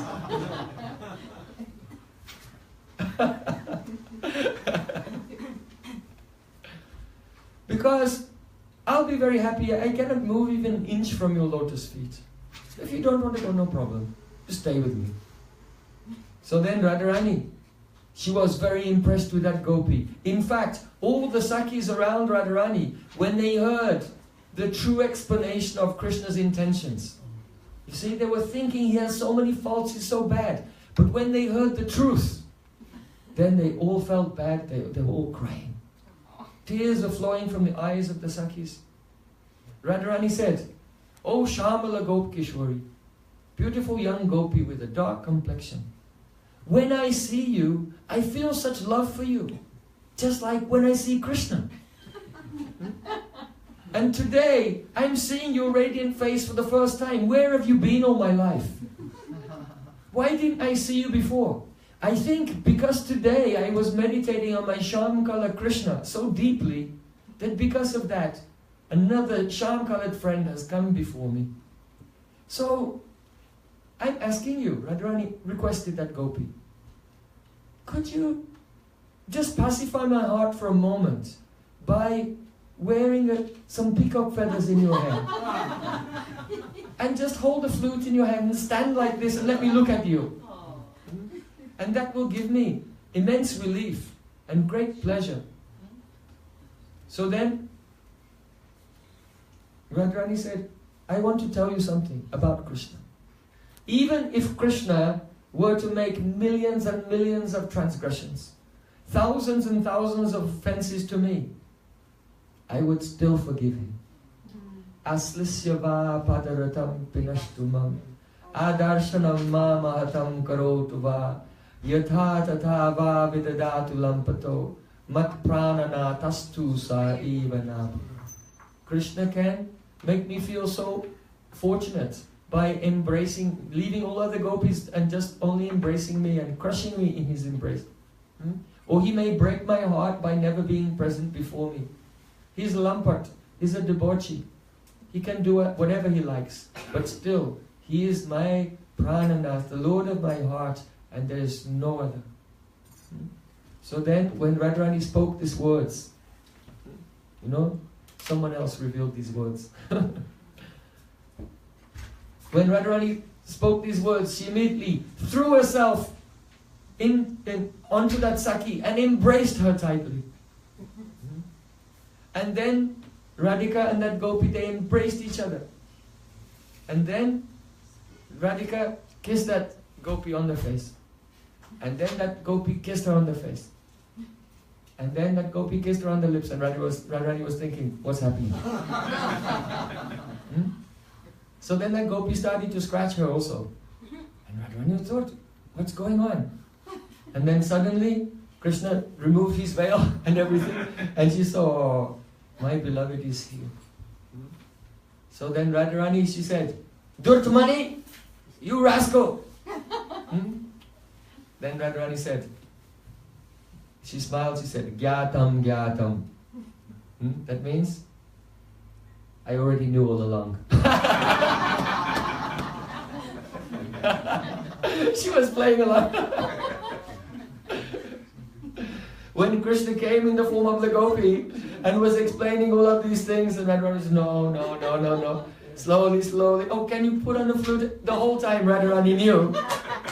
But she's so intelligent, she wanted to, put Krishna through the ringer for a few more minutes. You see?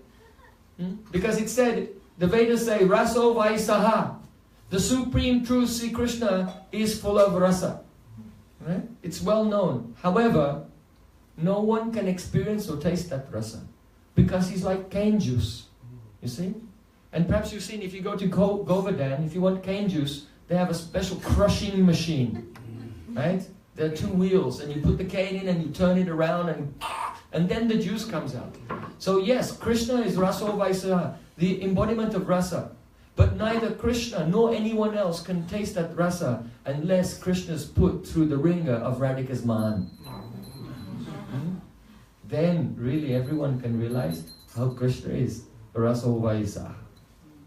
So then, now Radha Krishna have come together. Very, very beautiful.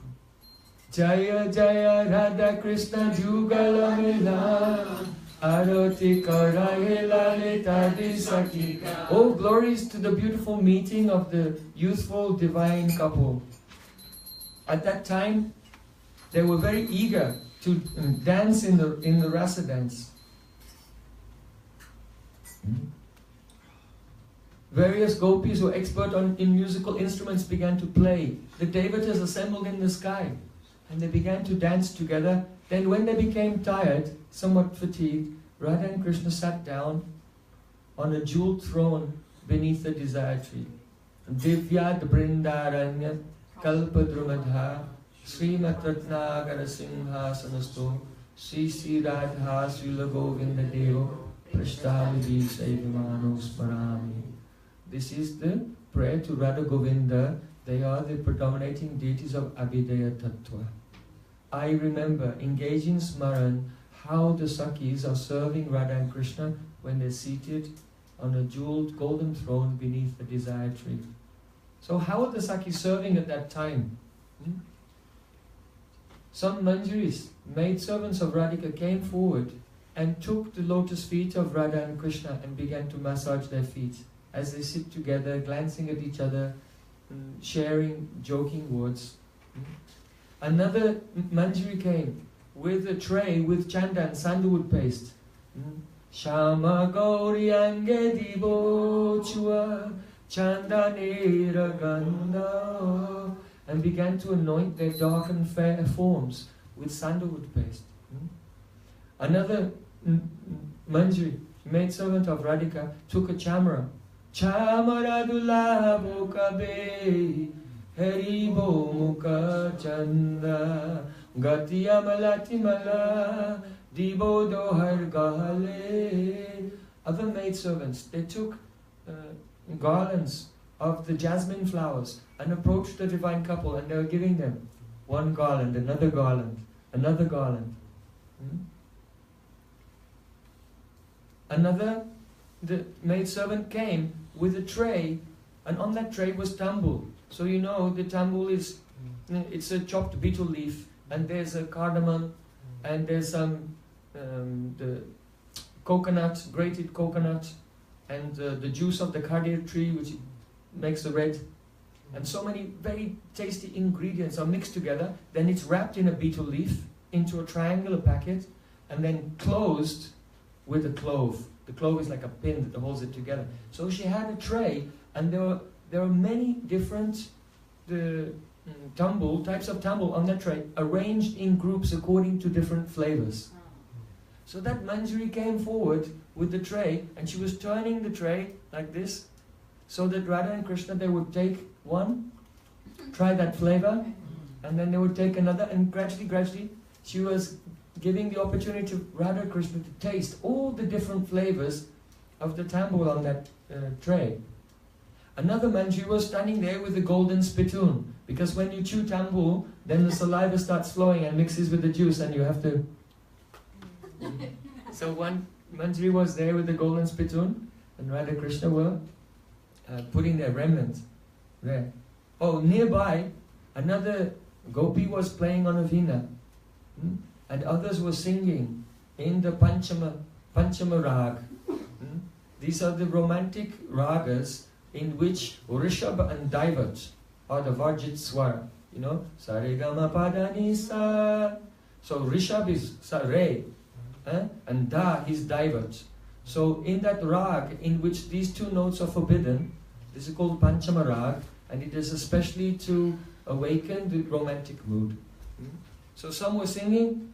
Another maidservant, Manjari, took a parasol that was made from flowers strung together and held the flower parasol above the head of Radha and Krishna. So, as all these services were going on, many maidservants of Radha and Krishna coming forward to render different services, so Radha and Krishna also reciprocating with them. So as more garlands are coming, sometimes Radha and Krishna are taking off their garlands and giving their prasadi garlands to Manjaris. Sometimes they're giving their own chewed tambul also. Sometimes they call a Manjari and whisper some secret into her ear. So in this way, the services to the divine couple are coming to them, and the divine couple also reciprocating with all the maidservants at the same time in different ways.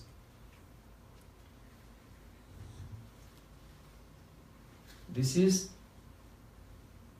Saiva Sadaka Rupena Siddharupena Chatrai.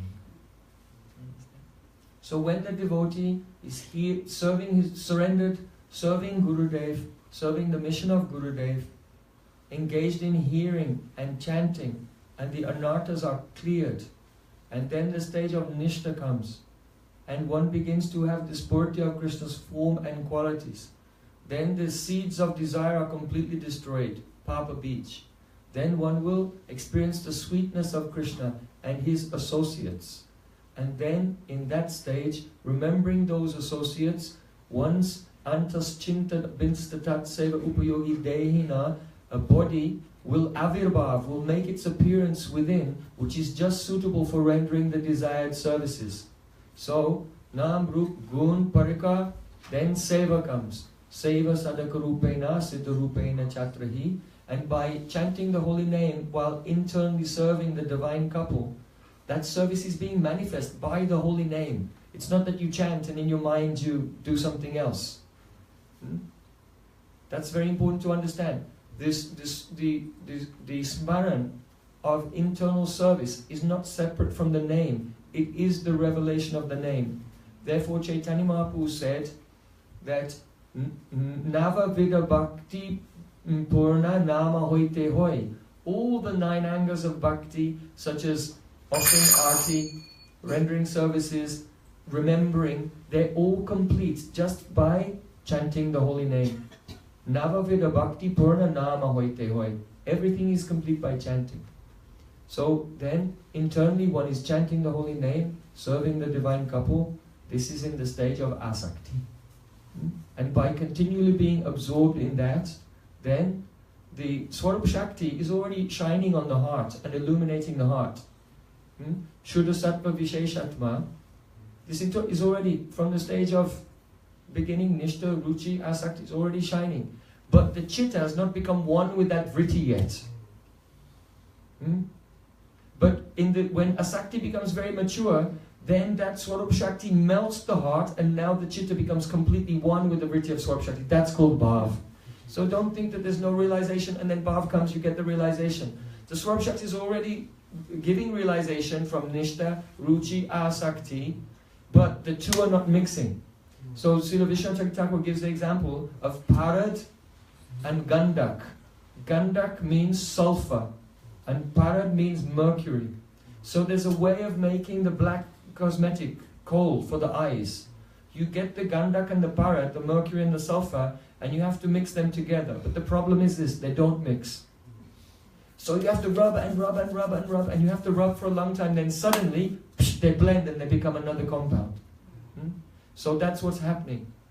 Once the anarthas are cleared by Guru Seva, Vaishnav Seva, and the preliminary practices of Bhakti, the first 20 which are the Praveshdwara, then by hearing and chanting and remembering produce realization in the stage of Nishta, Ruchi and Asakti.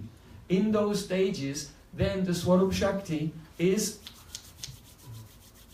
like this. But they're not mixing. They're not mixing. And Bhav is the stage where that your chitta and the Swarup Shakti become one. So that is Ruchi bis chitta mastrinya kridaso bhavu chitta. Is it clear? Yes. Like that. So in this way, the Sadhana Bhakti Tattva in regard to Raganuga Bhakti should be understood in this way. So if someone gives you a Siddha Pranali or identity, it doesn't make you qualified. And if someone doesn't give you, it doesn't disqualify you. Because it really, everything depends on the gradual increase of adhikar according to Nam Bhajan. So, but Srila Bhaktisiddhanta Thakur said, when the realizations of one's identity are appearing, at that time you can go to your Bhajan Shikshiguru and he will confirm and he may also refine as well that. And that is where you see in Jaiva Dharma, where some sadhu is speaking about the name, the form, the cloth, the services to a devotee. It's not that he's giving to a devotee who has no realization, but he's doing what is called upasya pariskriti, refining the conception of one whose realization is already developing. You see? So that's completely different to an anartha-grasta jiva, covered in anartha, attachments and ignorance, and then writing it down on a piece of paper and giving some, whatever, generic placebo swarup. Yeah. So that's not the process that's described in Jaiva Dharma. So I hope at the beginning of the class, it was my ambition, it was my desire that if there was anything not clear about the sadhana of Raganuga Bhakti, if there was any confusion, that by the end of this class, there should be no confusion, everything should be clear. So I just take a poll, is it clear? Is it clear to everyone? Yes. Yes. Yes? Yes. Okay. So about 70% success rate. I'll try to do better next time. Gaur Premanande. So we'll sing some kirtan. Perhaps we can stand up and dance. Everyone's sitting for a long time. I want to mention that Brajmandal Parikrama is coming on October the 5th. So please give me your email address if you want to join our Parikrama for the month of Kartik, or send me an email at prem108@gmail.com so that we can accommodate you, find your accommodation and arrange for your transport and prasadam and all of these things. Okay. And we also like to invite devotees in the spring to join our Jagannath Puri Parikrama and Navadvip Dham Parikrama, and also from the 30th of December to the 11th of January, our Vedic festival in Goa. So it's a very wonderful opportunity to share Krishna consciousness with lots of young people who are there in India searching for spiritual life. So you're welcome to join us for that program. Drishta Prabhu and Rudrani came last year. They can vouch. What is it like? It's non-stop kirtan and great classes for a long time. So it's very nice. You are also invited to come there. So please either send me an email at praymonway@gmail.com or give your email to me and we'll send you all the details of all the various programs. Hare Krishna. Thank you very much. It's going to be 10 minutes before. So, I have a quick announcement to make. So, I just want to make a quick announcement. First, thank you so much, Sri Prem Prabhu, for coming to Alachua. It's been very enlightening. We're hoping to see you come every year now and make this a longer stop, maybe 10-day festival next year. I do want to mention that we did collect enough Lakshmi to maintain for all the program here, but also it's very important for our own benefit to give some donation to the speaker of the Harikatha so that he can maintain his preaching practices all over the world. So anything that devotees are capable of giving, only 5/6 of their income, no problem, then they should give some donation to Prabhu for his service.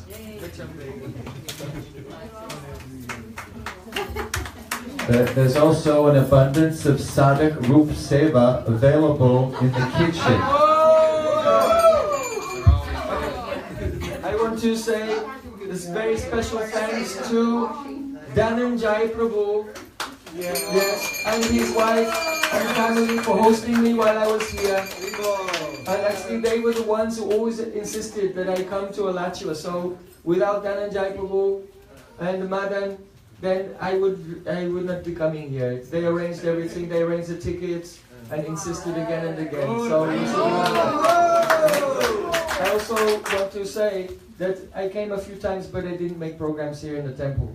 That was because of this fellow here. Yeah. So again and again was always, I said, no, don't worry about it, I can just make a program anyway, it's not important. But he was always insisting, please come and speak in front of Radha Govinda. So he was the main person always trying to make that happen. So I'm very grateful to Nrsimha Prabhu for this. And also, actually Mukunda Prabhu and so many others were very merciful to me to give me a chance to come and serve them in this capacity. So I am grateful and I offer my pranam at their feet again and again. Hare Krishna.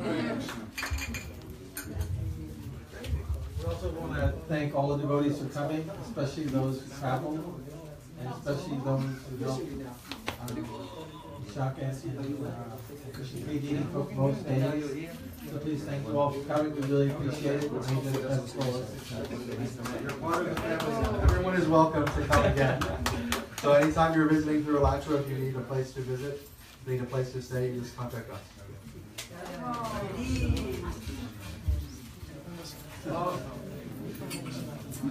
Yes, of course. I would like to serve this community here in whatever capacity I can. So, if the devotees look upon me in any favorable way, then I will be happy at some point. I may send some of our brahmacharis or brahmacharinis to come and stay here and do service here in the temple and preach from here also.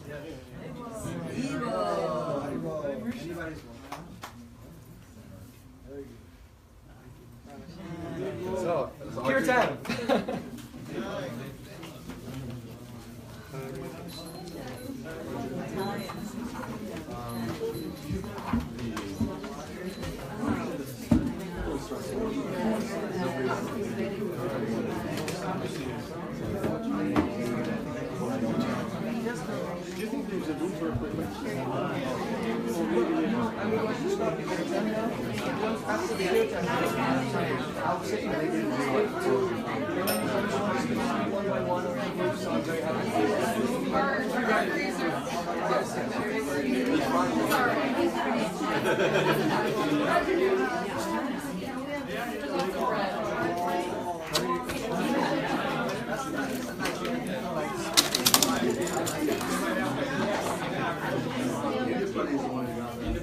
Oh, I have CDs. These are the last two in the world. There's no more after this. This is the last. Did anyone hear it? $15 double CD. What time is your leaving? I have to leave tomorrow. What time? One devotee or About, I think, 2 o'clock. I have to leave in tomorrow. the afternoon? Yeah.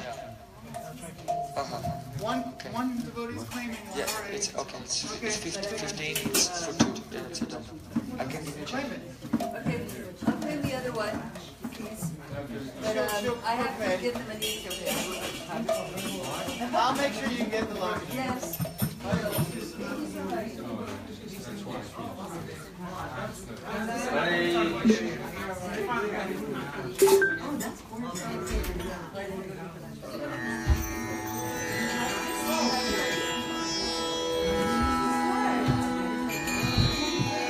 Bole Vrindavan Gare Lal ki jai, Varisane wali ki jai, Rupanuga Kumari ki jai, Jai Jai Shri Radhe, Jai Jai Shri Radhe, Jai Jai Shri Radhe, Shri Radhe ki jai.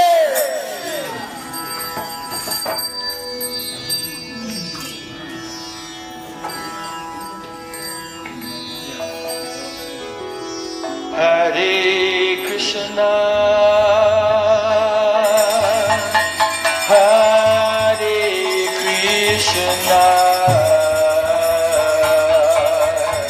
Krishna Krishna, Hare Hare, Hare Rama, Hare Rama, Rama Rama, Hare Hare, Hare Krishna, Hare Krishna, Krishna Krishna, Hare Hare, Hare Rama, Hare Rama, Rama Rama, Hare Hare Krishna, Hare Krishna, Krishna Krishna, Hare Hare, Hare Rama, Hare Rama, Rama Rama, Hare Hare, Krishna, Hare Krishna, Krishna Krishna, Hare Hare, Hare Rama, Hare Rama, Rama Rama, Hare Krishna, Hare Krishna, Krishna Krishna, Hare Hare, Hare Rama, Hare Rama, Rama Rama,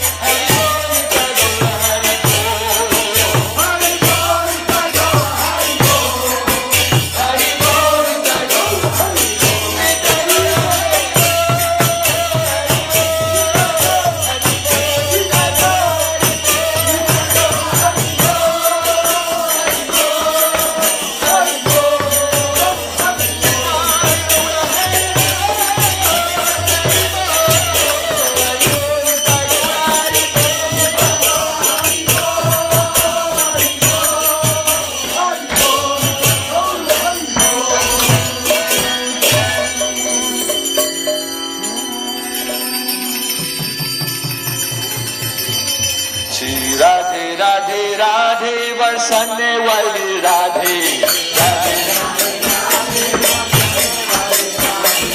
Radhe Radhe Radhe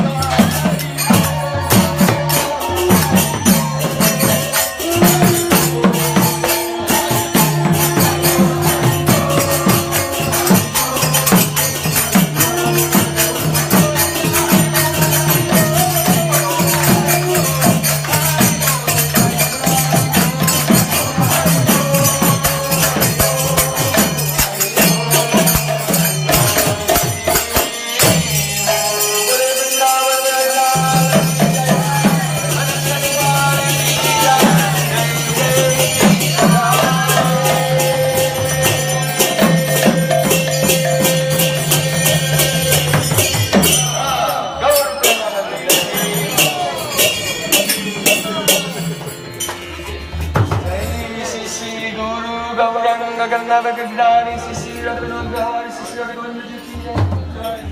Niti Lila Pravishta Om Vishnu Hare, Shkora Darsana, Rupanuga Tayoya Shila Bhaktiveda, Vishnu Raj. Niti Lila Pravishta Om Vishnu Hare, Shkora Darsana, Gaur Govinda Goswami Maharaj ki jai. Niti Lila Pravishta Om Vishnu Hare, Shkora Darsana, Bhakti Gyan Bharati Goswami Maharaj ki jai. Niti Lila Pravishta Om Vishnu Hare, Shkora Darsana, Bhaktan Bhavan Goswami Maharaj ki jai. Niti Lila Pravishta Om Vishnu Hare, Shkora Darsana, Bhakti Swami Prabhupada ki jai.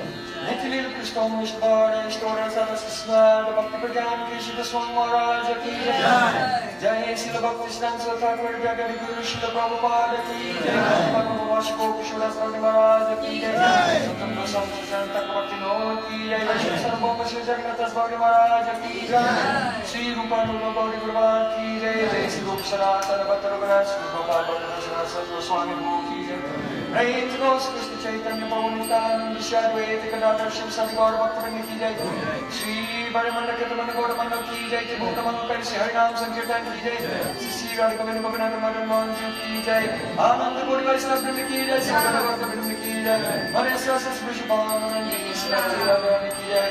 Nitai Gaura Premanandi.